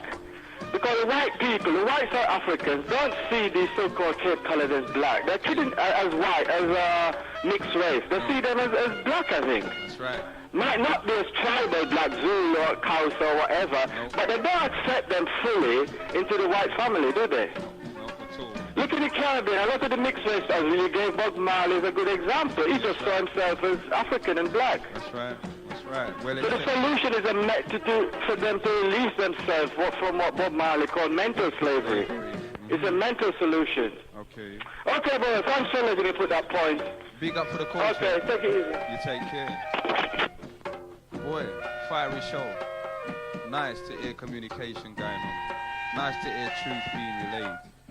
Boy, we're waiting for the senators to come in. We've reached the top of the hour, 0956618720. We're going to keep rolling a little while longer. And if you'd like to say anything, if you've heard anything that kind of disturbs you or, you need to address, give us a call in the last minutes of the show. So, I hope you've enjoyed what you've heard so far. Obviously, with us as a nation, we will have points of views and opinions that are very contrasting and varying. But at the end of the day, we are still one nation. And that is the point. That is the matter of the whole case. We are one nation.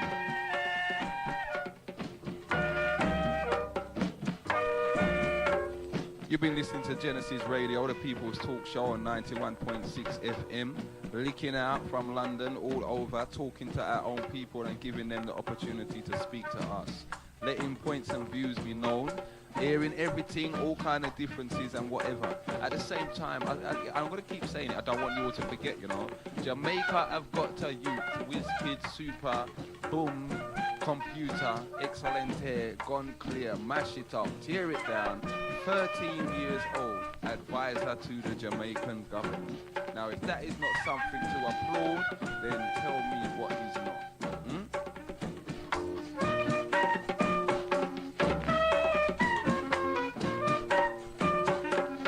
And we've got to say as well, big up to all of the children out there that's on the school leave. See? To all of you all that's traveling foreign. Have a beautiful time and just absorb the experience, lap it up and enjoy it and just, take it all in. Take it all in. See? Don't be like when you're here in London, everything's a mad rush. Take your time and let it soak in. Because traveling is an education within itself. So everyone, all of the children that are not traveling, boy, We've got a little bit of sun here in England, and woo, big up to all of you.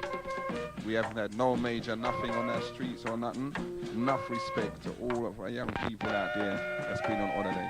I'll be back in a second. Catch you on the other side of this.